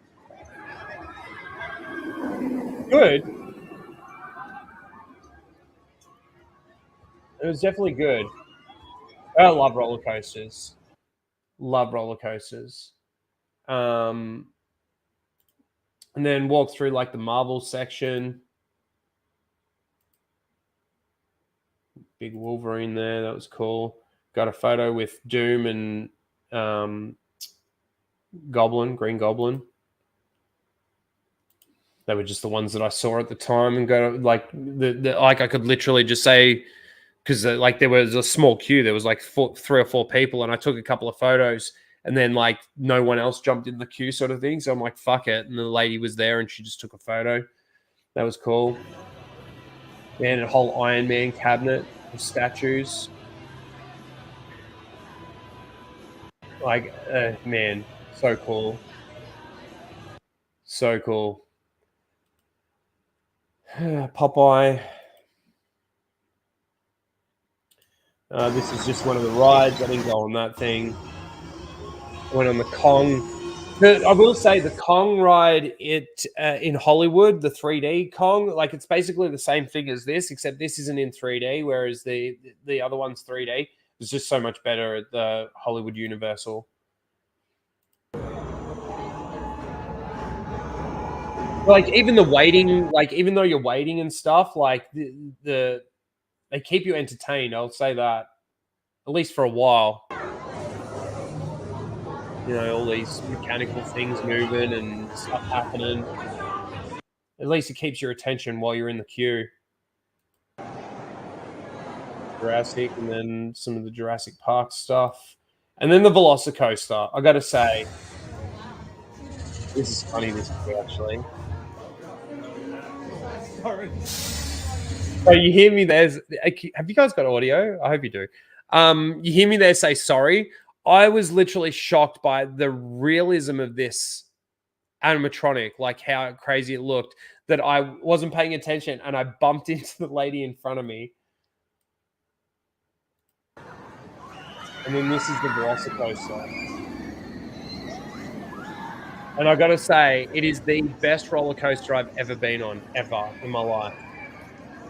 It's long, it's fast. There's this one section where it speeds up, and man, that's like, it's just the best. It's the best. I loved it.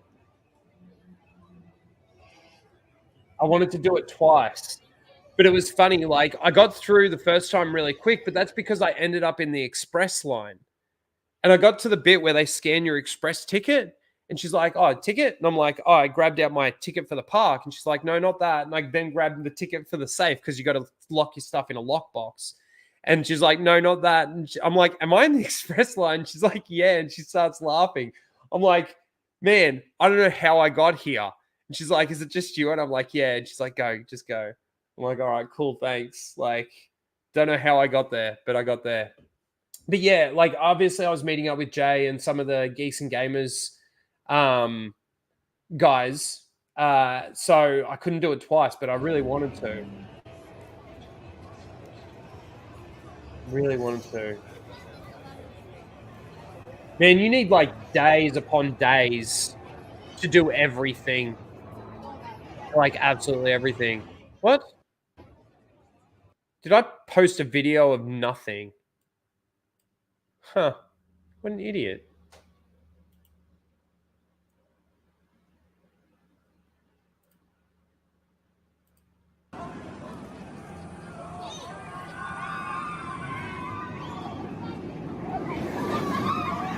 So cool. So cool. Jurassic Park stuff. And then Harry Potter. My niece was house sitting for me, so I bought her a Harry Potter wand. Train. I don't know what this was, but it seemed to be closed off, like a Zeus thing or something, or a Poseidon. And what's this? I don't know. What's that? And this is the Velocicoaster from like the other side of the park.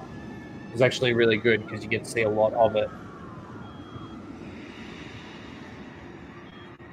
I will say it's really cool too. Like when you go from one section to the next, like when you're in Harry Potter Land, you can't really hear too much of like the screams or anything from the coasters around the park. Like they really immerse you. So cool.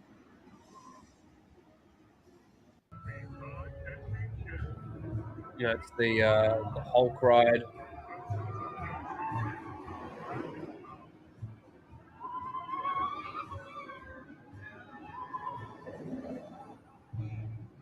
It was cool. I do love my roller coasters. And then obviously, well, this was me just walking through to get to the guys. Krista took that photo for me. And then they were setting up the Halloween Horror Night. I will say, like, even in this shot, like, it looks lighter outside than it is. And it's my camera. I don't know. It was that good that it was already getting dark, like starting to get dark, but it doesn't look like it is. And there's Jay. There's Krista.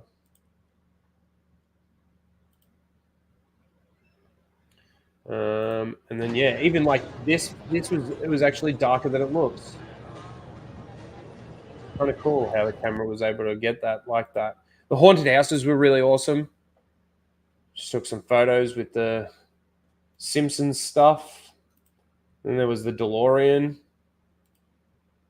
and the train from Back to the Future. Someone cooking someone. Man, we went through one of the houses. Jay was behind me. I've told this a couple of times on a couple of streams, but I don't know if you guys have heard. But Jay was behind me. I went in first on every house. And there was one bit where a person jumped out from the right and like they got me so good with a good jump scare. I screamed like a little girl and I'm like screaming, going this way. Ah, Jay starts laughing. But as soon as I sort of turn back, go back to normal, someone jumped out from the left and they got me. And I'm like down, like, ah, Jay just lost it. This was one of the entrances to one of the haunted houses. And then this is the other part of the Harry Potter stuff.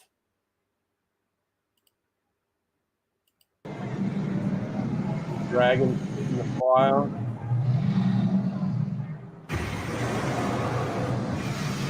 You got to make sure you get that. In the bank, you can get in there. Excuse me. And then, yeah, got a photo with Lee, Krista, Jay, Ryan, and Beardo. It was awesome meeting them all. Got to have a couple of beers with them. After like Jay and Krista left first, Ryan hung around for a little bit longer. We did a couple more haunted houses, and then Ryan bailed. We were going to go get food. We were going to go to finish watching the game. There was football on, and get something to eat. And then when we got to the place, they're showing the game, but the kitchen was closed. So Ryan left. It was just Beardo and Lee and me, and we had a couple of drinks, finished watching the game, and then we were getting hungry, so we went and got Burger King. And then it was cool hanging out with all of them. It was really, really awesome. Really awesome. Great bunch of people. Great bunch of people. And that was that. That was a big day. It was a big day. And then there was shooting. This was the tail end of the trip. Shot a 22 and a couple of 9mm handguns. 22 so easy to shoot, obviously. It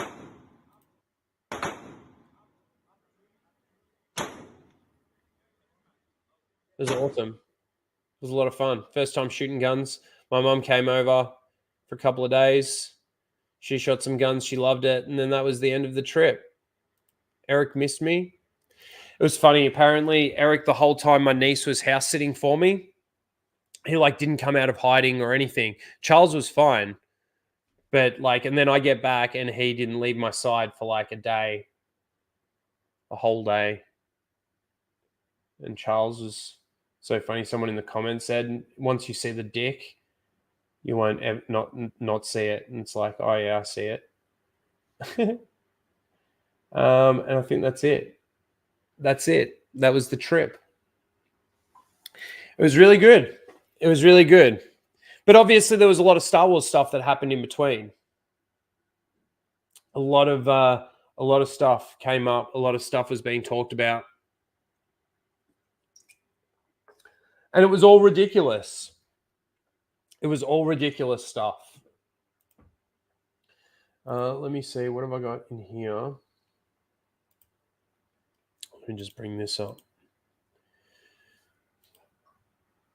Oh, man, it's good to be back. It's good to be... I got to get back into making content again. I really do. I've been so lazy since the Acolyte ended. I know what happened. Like, there was obviously... I've been doing videos and stuff, but they've been, like... I was trying to think of something to do a scripted video on. Something just to work on while I'm still putting out other content. But yes, I do. I was thinking about the Stargate stuff, and I definitely need to get on that. So let's have a look at some of my bookmarks here. Oh, they put May or Osha or both. I don't know in the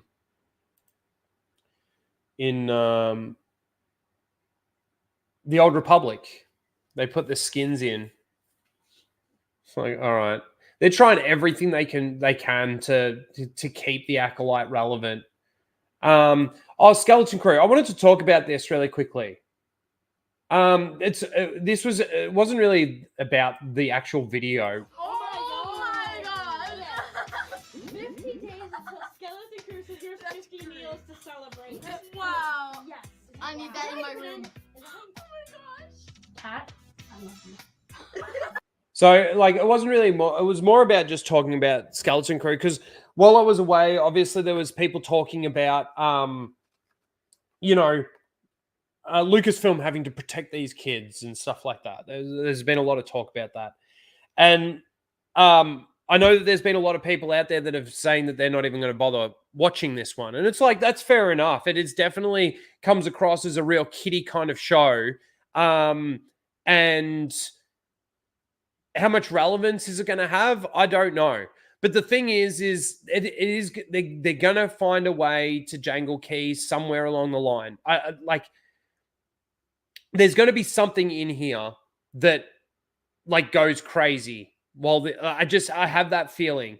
Like whether or not they go into one of the temples and Revan appears or like, I don't know. But something's going to happen.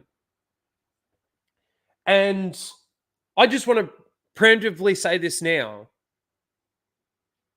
Kids aren't immune to getting criticism. The criticism is valid, then it should be completely fine. But I also think that if we are going to criticize the actors for a performance, especially with kids, a lot of that can be pointed to the director. You directed the kid to act this way, to deliver that line this way, or whatever the case may be. My bigger concern isn't necessarily with the characters.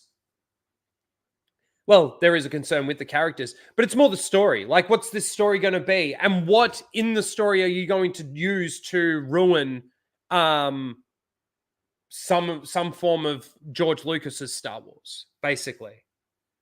So my criticisms always more so come down to the lore canon and continuity aspects of what I'm watching. But it certainly doesn't, like, I criticized Reva. You know, what's her fucking name? I can't even remember the actor's name. I criticized her for her acting performance. Now, the director's to blame on that too, because the director didn't make any corrections or tell her, don't act this way, or whatever. There was nothing. It seemed like there was nothing there. But like, I've got a bigger problem with the fact that Reva knows who Vader is more so than Reva's actual acting. I actually have more of a problem with Reva's motivations and, her entire plan and this entire thread, the story thread that they're trying to shoehorn into this story. That I had a bigger problem with that than I did her screaming as an actor. But I'm sorry, if these kids are being put into a Star Wars, I worry for them. 100% do. 100% do. But just because they're kids means I can't criticize the show. Just because they're kids means that I can't criticize their performances. Good or bad? Or is it okay for me to say stuff if it's good? But if it's negative or bad, like, no, shut your face. You're being bully. You're being a bully. You're harassing. You're screaming in people's faces. And to me, the preemptive strike from the fans immediately tells you everything that you need to know. Basically, this show's going to come out. It's going to be shit. The actual Star Wars fans that watch it are going to say that it's shit and criticize it for its things. And then we're going to be blamed for bullying and harassing these actors, you know, especially if their careers go down the toilet because of it. If their careers go down the toilet because of it, whose fault is that? Is it the fans' fault? Or is it the fact that the producers or the directors and the crew that are there to design to help them be able to portray these characters and do a good job of it and actually tell a good story aren't doing their job?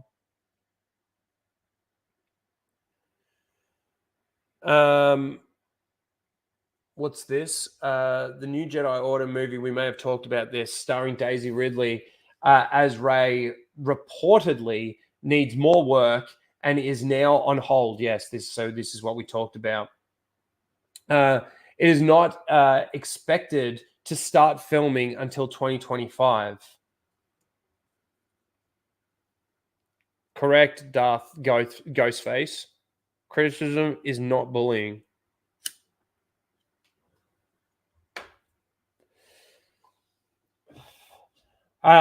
Yeah, so am I surprised? I will say I am a little.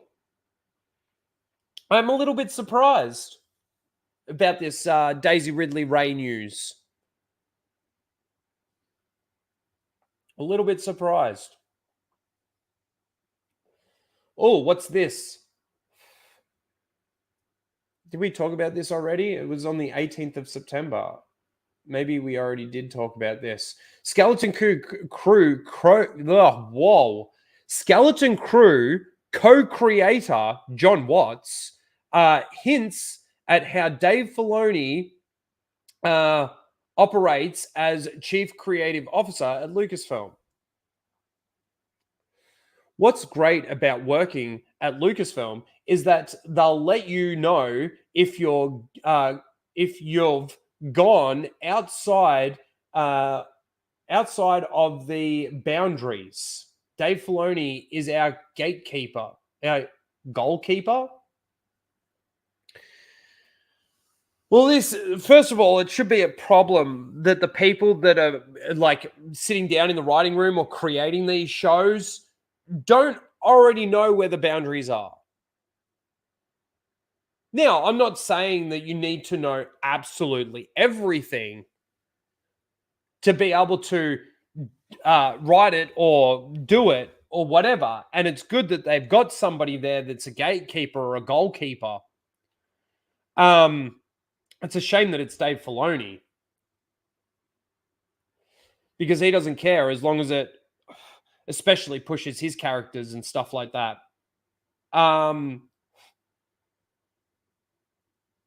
But yeah, like these people, theory is stupid. I want to just talk about theory really quickly. I think some of this other stuff, we don't need to go into that. And then there's the Star Wars section we'll just have a look at as well. Star Wars theory hurts my brain. It just thinking about him hurts my brain. After what he said with the trans clone, I just don't know. I don't know anymore.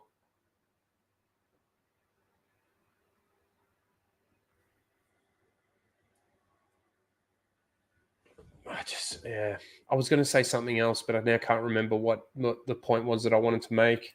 Let's go into this. Star Wars, what's this? I would say arguably the. Maybe I just saved that. Oh, this is just stuff that I've sort of saved for possibly a rainy day. Was there anything that I missed, chat, that happened while I was away, Star Wars wise?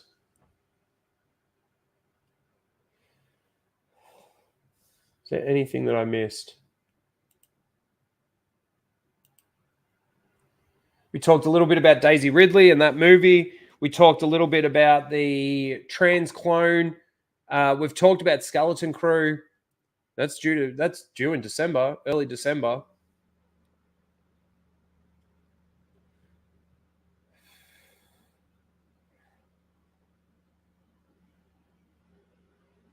Missed my super. My bad. Mr. Bantham for $2 says, look at how happy Ryan was or is, or as holding Rhino, us holding Rey's lightsaber. Yeah, I was happy. I was so happy holding that lightsaber. Thanks, Mr. Bantham.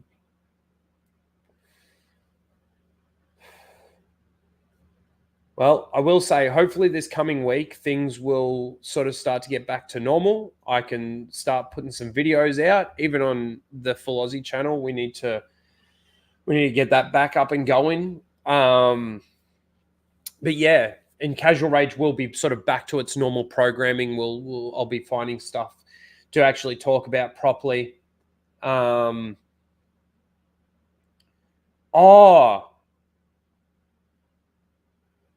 Yes. Samuel L. Jackson said Mace Windu survived the attack.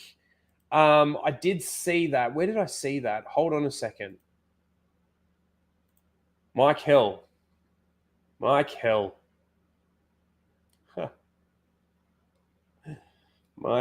old Mike Hill. Let's see the quote. Here we go.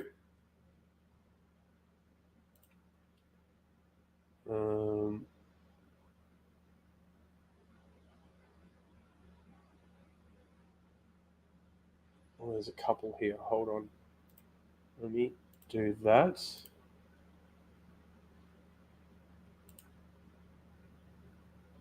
Bring that one up as well. Are they the same quote? Hold on a second. Different quotes.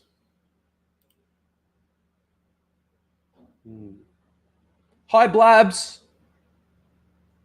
Matt Wilkins. How you doing, dude?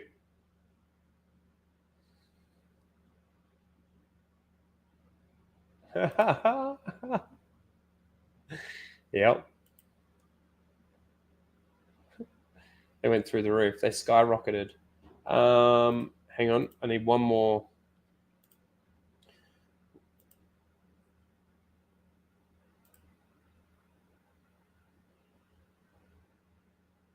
Oh, that's actually about the James Mangold thing.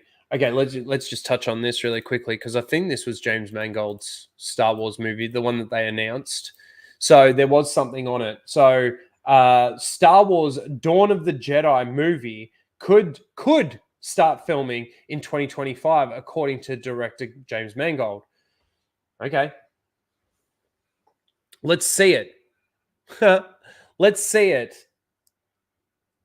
When the hell are you going to... yeah, okay. Let's just see it. And then, obviously, Samuel L. Jackson.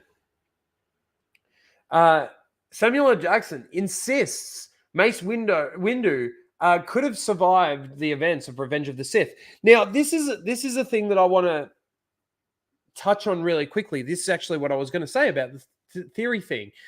Theory's fan film. Vader Part 2. Now, at the end of Vader Part 1, you see the purple lightsaber, and there's obviously the implication that Vader survives. I mean, sorry, that Mace Windu survives. And I'm sure that Invader series episode 2, and it is just fan fiction, and it could be man. Mace Windu was hit with unlimited power from Palpatine, thrown out the window after his arm got chopped, his hand got chopped off. This is the thing. Mace Windu to Palpatine was probably one, if not maybe the biggest threat. There was obviously Yoda, who was a threat to him, right? But Mace beat him. Mace beat him. If it wasn't for Anakin, I mean, I don't know if Palpatine would have allowed that last swing to actually come down and hit him without like trying more. He still had more in the tank. He was playing up the fact that he was too weak for Anakin's sake. Right? So who knows what would have happened if Anakin did allow Mace to make that final strike, what Palpatine would have actually have done. But Mace is a big threat to Palpatine. If Palpatine didn't sense Mace's death, he would have made sure that he was hunted down. That's what I believe. There's a history of one-armed, one-handed people in the Star Wars universe. So just because they cut my arm off and I fell out a window doesn't mean I'm dead. Dude, you didn't just fall out a window. It's not like it was a force projected, like jump, flip it through the air and land or anything like that. You got hit with unlimited power, force lightning, dark side force lightning. And tossed like a rag doll out the window. You were dead before you hit the ground.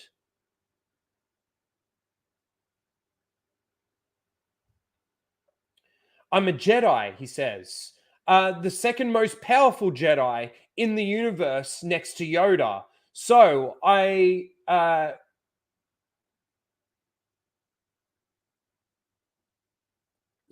can float.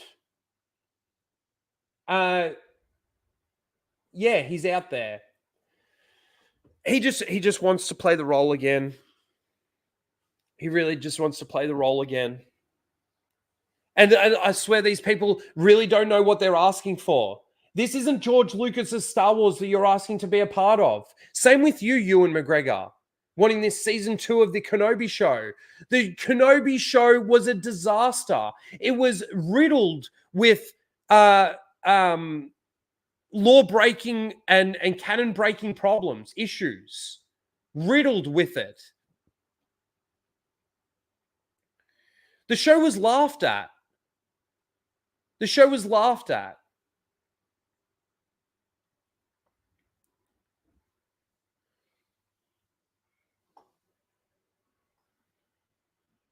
So, and yeah, just going with this, it basically is the same quote.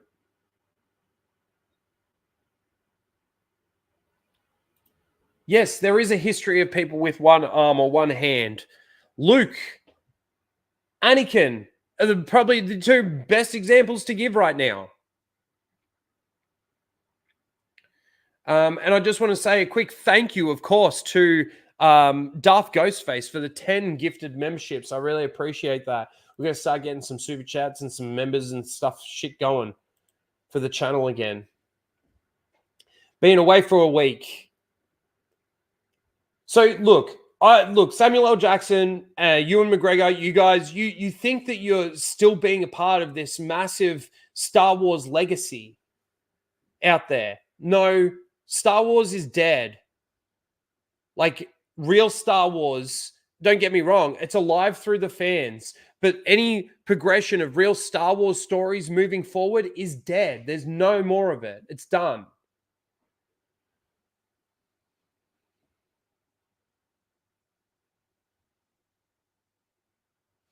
$100%. And that's why he did it. He wasn't out of gas. He wasn't too weak. It was an act. It was an act.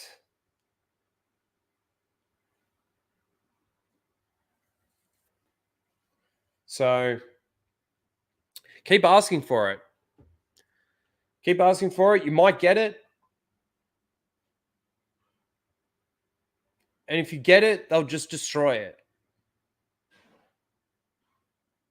If they do a Mace Windu series and events that happen after Revenge of the Sith, do you think that by the end of the series they'd actually then kill him off? Or do you think he'd survive? Black man.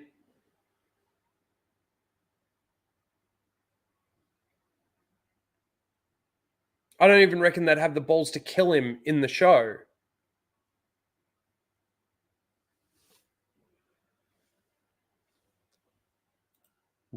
Fucking do it, man. At this stage, what, like, you know,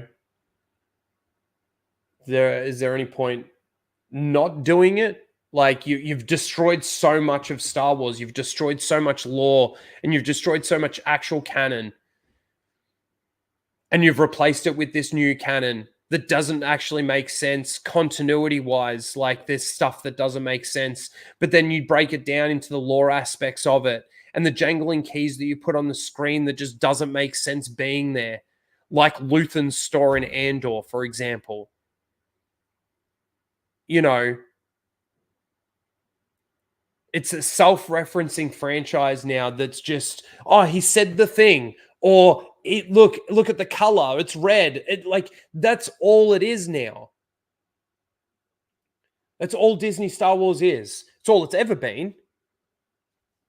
But the only people that now still care about it are the shippers and the Twilight fans. Sorry, Shad. I know you don't like Disney Star Wars, so it's maybe not all Twilight fans. But man, bring back Mace Windu. Bring back Obi-Wan Kenobi. Do an Obi-Wan Kenobi season 2. Man, I'm tempted with this Skeleton Crew show to go through and watch it and do my reviews with you guys the way that I do my reviews and everything, but then go through it with the, you know, that commentary stuff that they had over the top that kept getting released from the Acolyte. I've got to rewatch it with all of that going on, because those things even make it funny. That's basically their synopsis of the narration of what's actually happening in these scenes. And, you know, with these kids in there and stuff like that, who knows what they could possibly do. Mike, I know you're in the chat, and I know you keep sending me stuff from Discussing Film. But the only way that I can see anything from Discussing Film is if you screenshot it. I am blocked. And I can't believe that I'm blocked to Discussing Film. But yeah, I can't see any of that stuff, which is annoying, because I don't understand. It's Discussing Film. It's not like it's a specific person or anything. What did I do to Discussing Film to deserve a block? I can't remember anything. Is there anything else I missed? Obviously, I missed the base one. Was there anything else, chat? Let's see.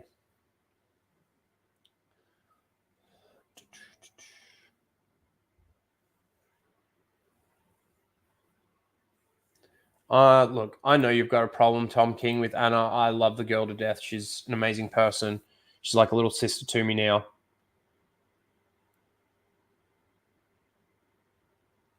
And I think she's a great person. And I know you disagree with me, and that's fine.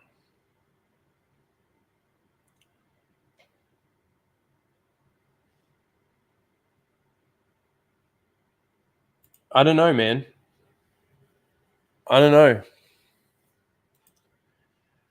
Come on, I think there was something else. There was something else Star Wars related that I missed, but I can't, like I said, I can't remember.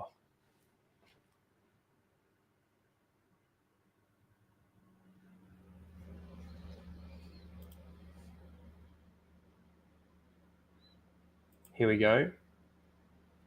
Oh, let me open it in a different tab because it's so small. Open window in a different tab.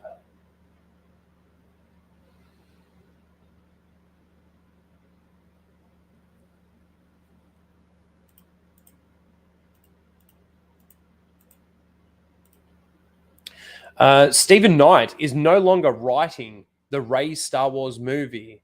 The film will now likely not make its heavily rumored December 2026 release date.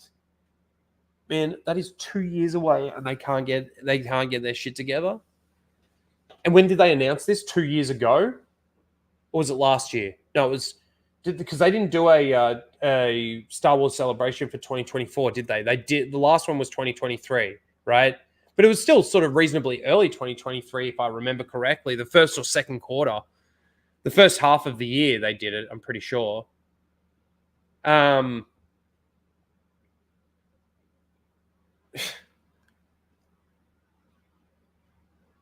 Good. Bad. I don't know.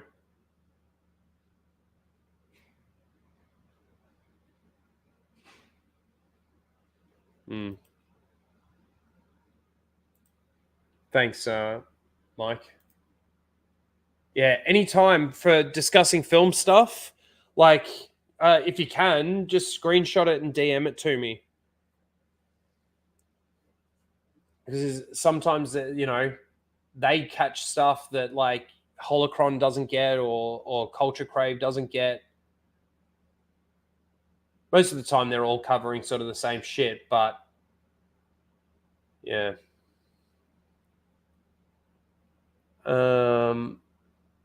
Yeah, I got you, Mike. Did I cover Kathleen Kennedy getting fired? Was that going around again? Was it? Like, are you being serious, Blake, or are you trolling? Yeah, Blake with the zingers. I think he's just trolling. I don't recall hearing any rumors about Kathleen Kennedy's. I'd never troll, he says. I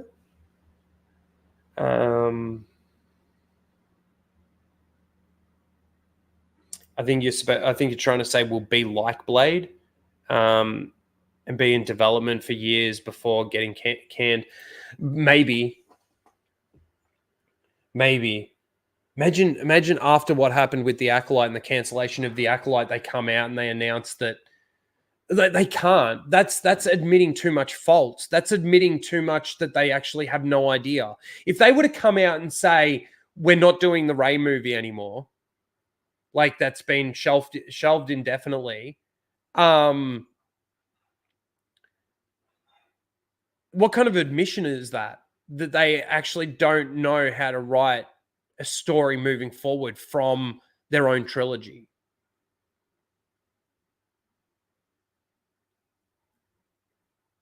I mean, honestly, right now, I just want a Star Wars movie to come out. I want a Star Wars movie to hit the box office.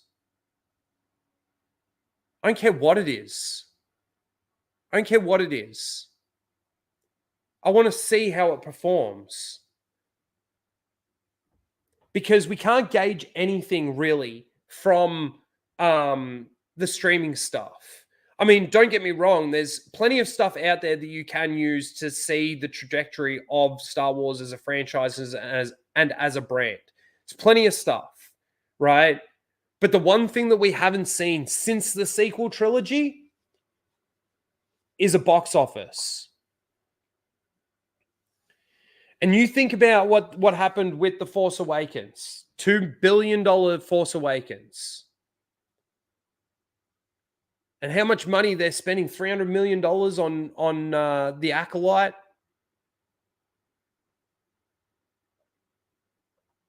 Man, that's what I want. And look, I'd actually probably prefer the first movie to be like a Mando Grogu movie. And the reason why I say that is because that's where you had still a lot of seal clappers. You had a lot of fence riders, like your Star Wars theories and stuff like that. you know, despite how they talk about it now, they still shill for it. So, as opposed to a Rey movie, whereas I think a Rey movie would perform worse than a Mando Grogu movie, I'd actually probably prefer to see a Mando Grogu movie to see how that performs. Not go and see it, but see how it performs. Because that's what the two characters that people still, for some strange reason, have confidence in. I don't understand that. How you can isolate these two characters within this entire universe that's been torn down and torn to shreds and torn to parts, and nothing makes sense, and rules don't exist, and lore isn't there, and canon doesn't really make any sense, and there's no continuity between characters or between stories or between motivations or anything. But then you've got these two characters that people like. I don't know why. Don't know why. Grogu, because he's what? Cute? He's a baby? He's a 50... Well, now, by the time we get to the end of Mando season 3, the last time we see him, he's got to be at least 60 by then. But time doesn't exist, and they don't show time going by.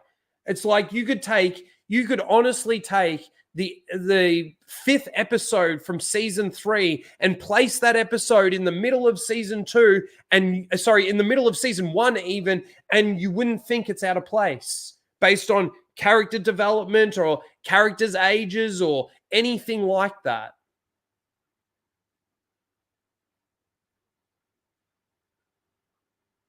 You honestly could.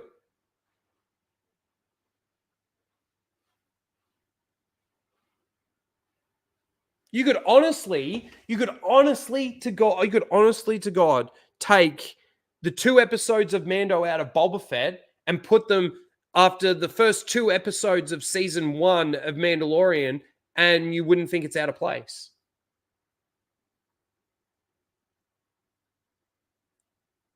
$50 and can't speak yet. No. Has complete understanding, can say the yes and no when they're relevant. Has complete understanding and duplication of what's actually being said to him. And yeah. I need a drink. My mouth is getting dry. I'll be right back. This is kind of fun, just hanging out now. Let me play something for you guys.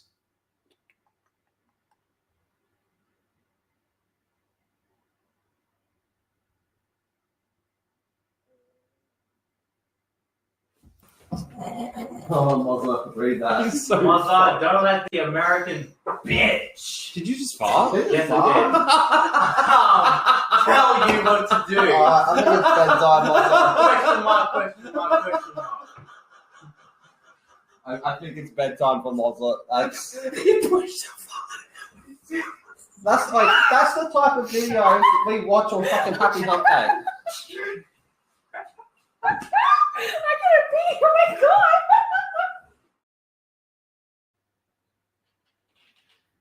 Is my mic back on?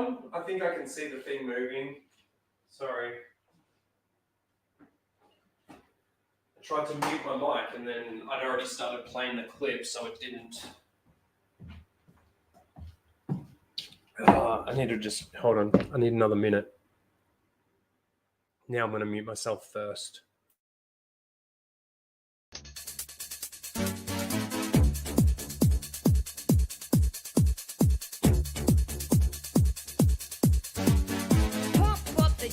Pump it up while your feet are stumping and the jam is pumping. Look ahead, the crowd is jumping.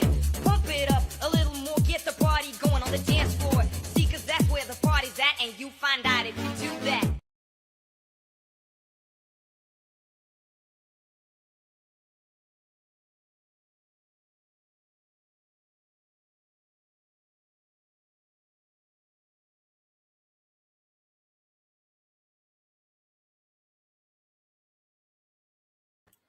Man, these clips aren't fucking long enough.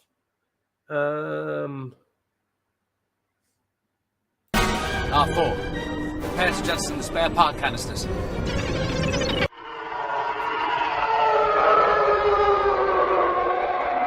Red 2, standing by. Red 11, standing by. Red 5 standing by.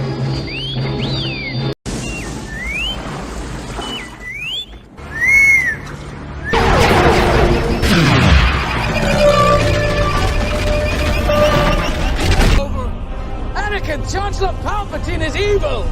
From my point of view, the Jedi are evil! Well, then you are lost!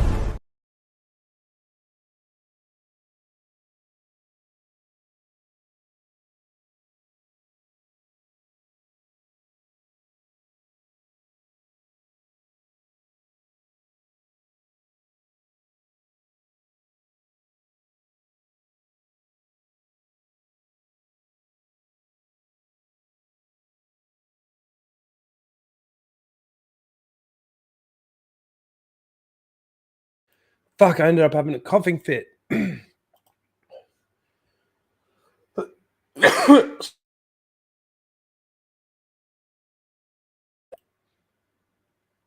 Fuck.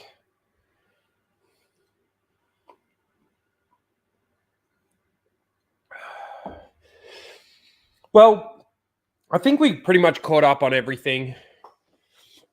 Talked a little bit about it. Yes, you can go over to the Jack Show. Go and check that out. I'm probably going to be playing zombies with Mozza. I won't be streaming. Where are you, Moz? Where are you, Moz? Are you still streaming, Moz? Oh, you're doing Seal of the Week. Man,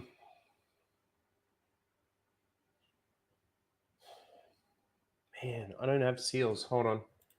Let me see if I can find some really quickly. Well, I'm going to put Sawyerism in there for what happened with at LA Comic Con. So she's going to be number one. Mike, did you send me anyone that I could use for Seal of the Week? What's this?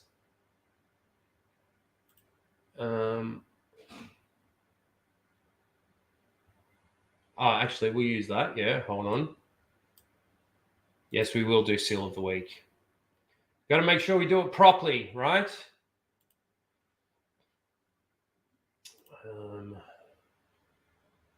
No.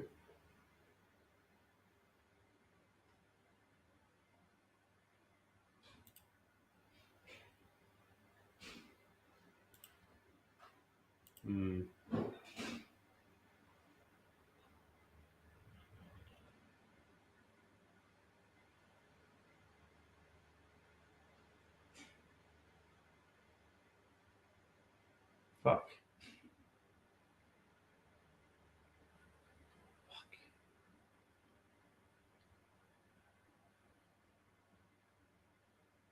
Man, I don't have a lot. A lot of the stuff that Mike's been sending me recently is like Culture Crave, IGN. Those people don't like. I don't usually put them into Star Wars Holocron. Like I don't usually put them into.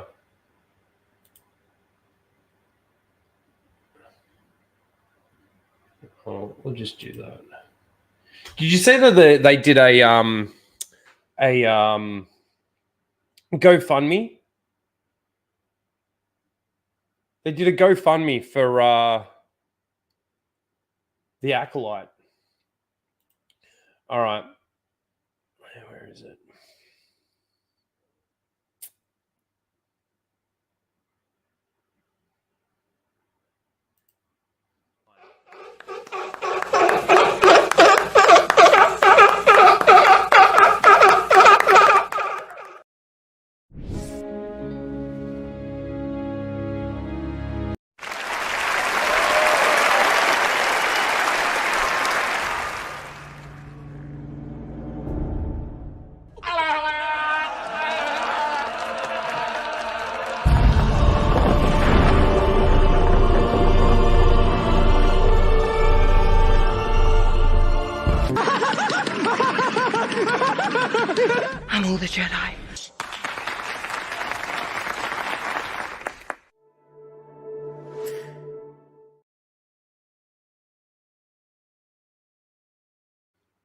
So nominee number 1 is going to be Sawyerism for the incident at LA Comic-Con.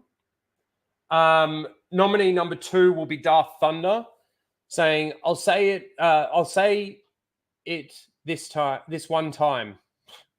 I'll say it this one time. Protect these children at all costs. Obviously talking about the Skeleton Crew. This is what we were talking about sort of earlier. I do not want to see any hate, bigotry, racism, or slander thrown at them. Well, nothing's going to be thrown at them directly, like as the individual people that they are. I hope to God that they keep their mouths shut and they don't get pranced out there to basically be a shield and then call out the fans themselves. Well, we were told before we got involved what the fans did to Jake Lloyd. You know, we were a little bit nervous about it. And, you know, we're getting all these death threats now. I don't want to hear that from them. Look at how excited and happy they are to be in Star Wars. 100%. I mean, who wouldn't be, really? I mean, I certainly wouldn't be now, but back in the day, yeah, fuck yeah. This is everything. This is everything to them. Okay, good. So that's nominee number 2. And then this one, never had a nomination before, I don't think. Definitely got pronouns in the bio. Yay! Got the 75,000. I don't know. Did that even end up getting close to 100,000? No. 80,000. Looks like it's stopped pretty much there. There you go. There are your 3 nominations for this week. Let me put the poll in the chat for you guys. Sorry, I was not prepared for this one today. Seal of the week. 1, 2, 3.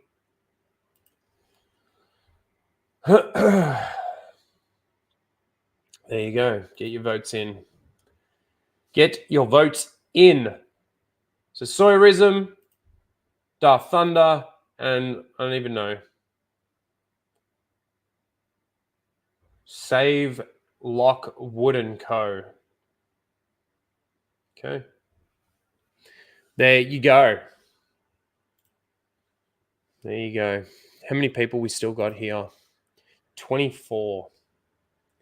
A little bit low. This is the thing, though. Not streaming and not making videos and stuff like that. I'm happy all you guys sort of come back and hanging out with me. We're going to ramp this shit back up again. Fucking pronouns. Will you be joining United Spaces Alliance for... Are they doing a stream?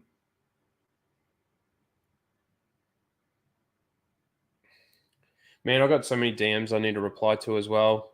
Star Wars Marvel Purist, I needed to talk to you about your 1-year anniversary stream thing that you're doing. I think you said it's a Friday for you, which is a Saturday for me, which I'll be working. But if you're still going, like when I finish work, I'll definitely jump on and say hello. Congratulations, too, on a year. It's good, man. Sawyerism for sure. Any upcoming streams? I don't know. I haven't spoken to Tim in too long. I'm always happy to go on and always happy to throw links out and stuff like that to some of these people. Tim and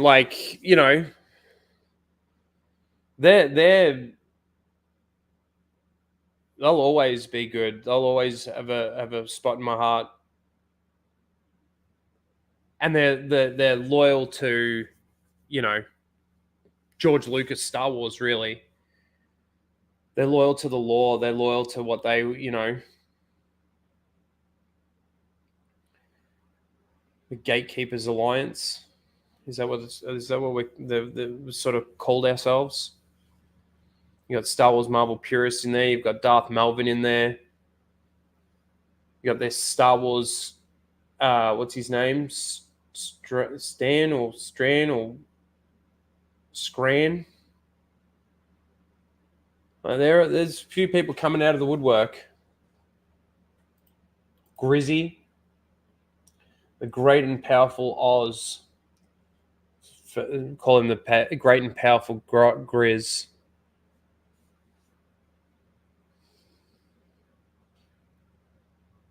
Yeah, Star Wars Scran.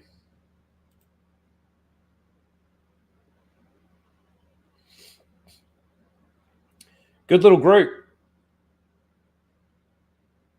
Hail Grizzy, yeah, Hail Grizzy. All right, how's the poll going? Sorry, guys. We normally obviously watch a video or something in between. So we've got 12 votes. We're just going to shut it down. Again, it's such a unprepared thing, and we kind of know who the winner is, don't we? We kind of know. Come on, are you going to show up? There we go. So with 12 votes in the bag, number 3 got 0. Number 2 got 8% of the vote. And Sawyerism, with her lies and bullshit and victimhood at LA Comic-Con with 91% of the vote, gets to win this, let's say, month's Seal of the Month, I guess we'll call this one. She's the only one to ever get the award of Seal of the Month. Congratulations, Sawyerism.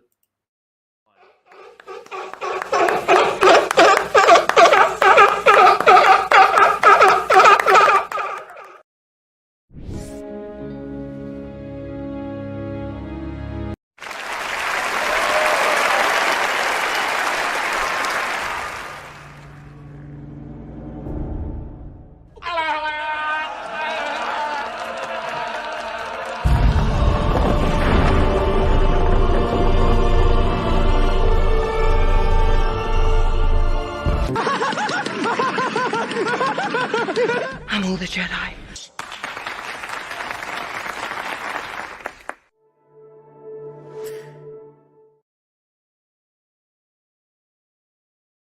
I want to see if Moz is still playing and still streaming. Maybe he's not streaming, he's just playing, because I did see it come up. Let me check Kick really quickly.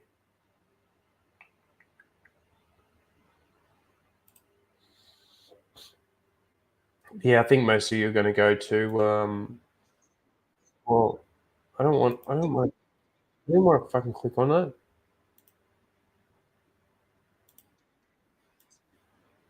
that. Where is Mozza?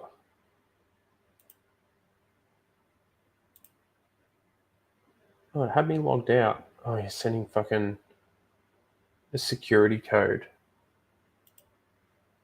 Oh, I'll do it later. Fuck it. All right. Well, look, if Moz is streaming on any platforms, you probably catch me over there. I do need to set up my Activision. My fucking Activision. I don't know if I've ever set one up before or not, an Activision account.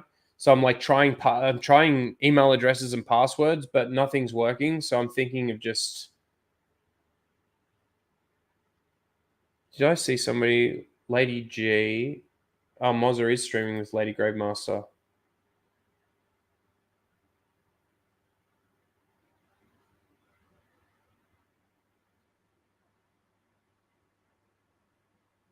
Maybe he's just waiting for me. I did see that Lethal. Lethal, are you still around? Lethal was jumping in there and playing or something.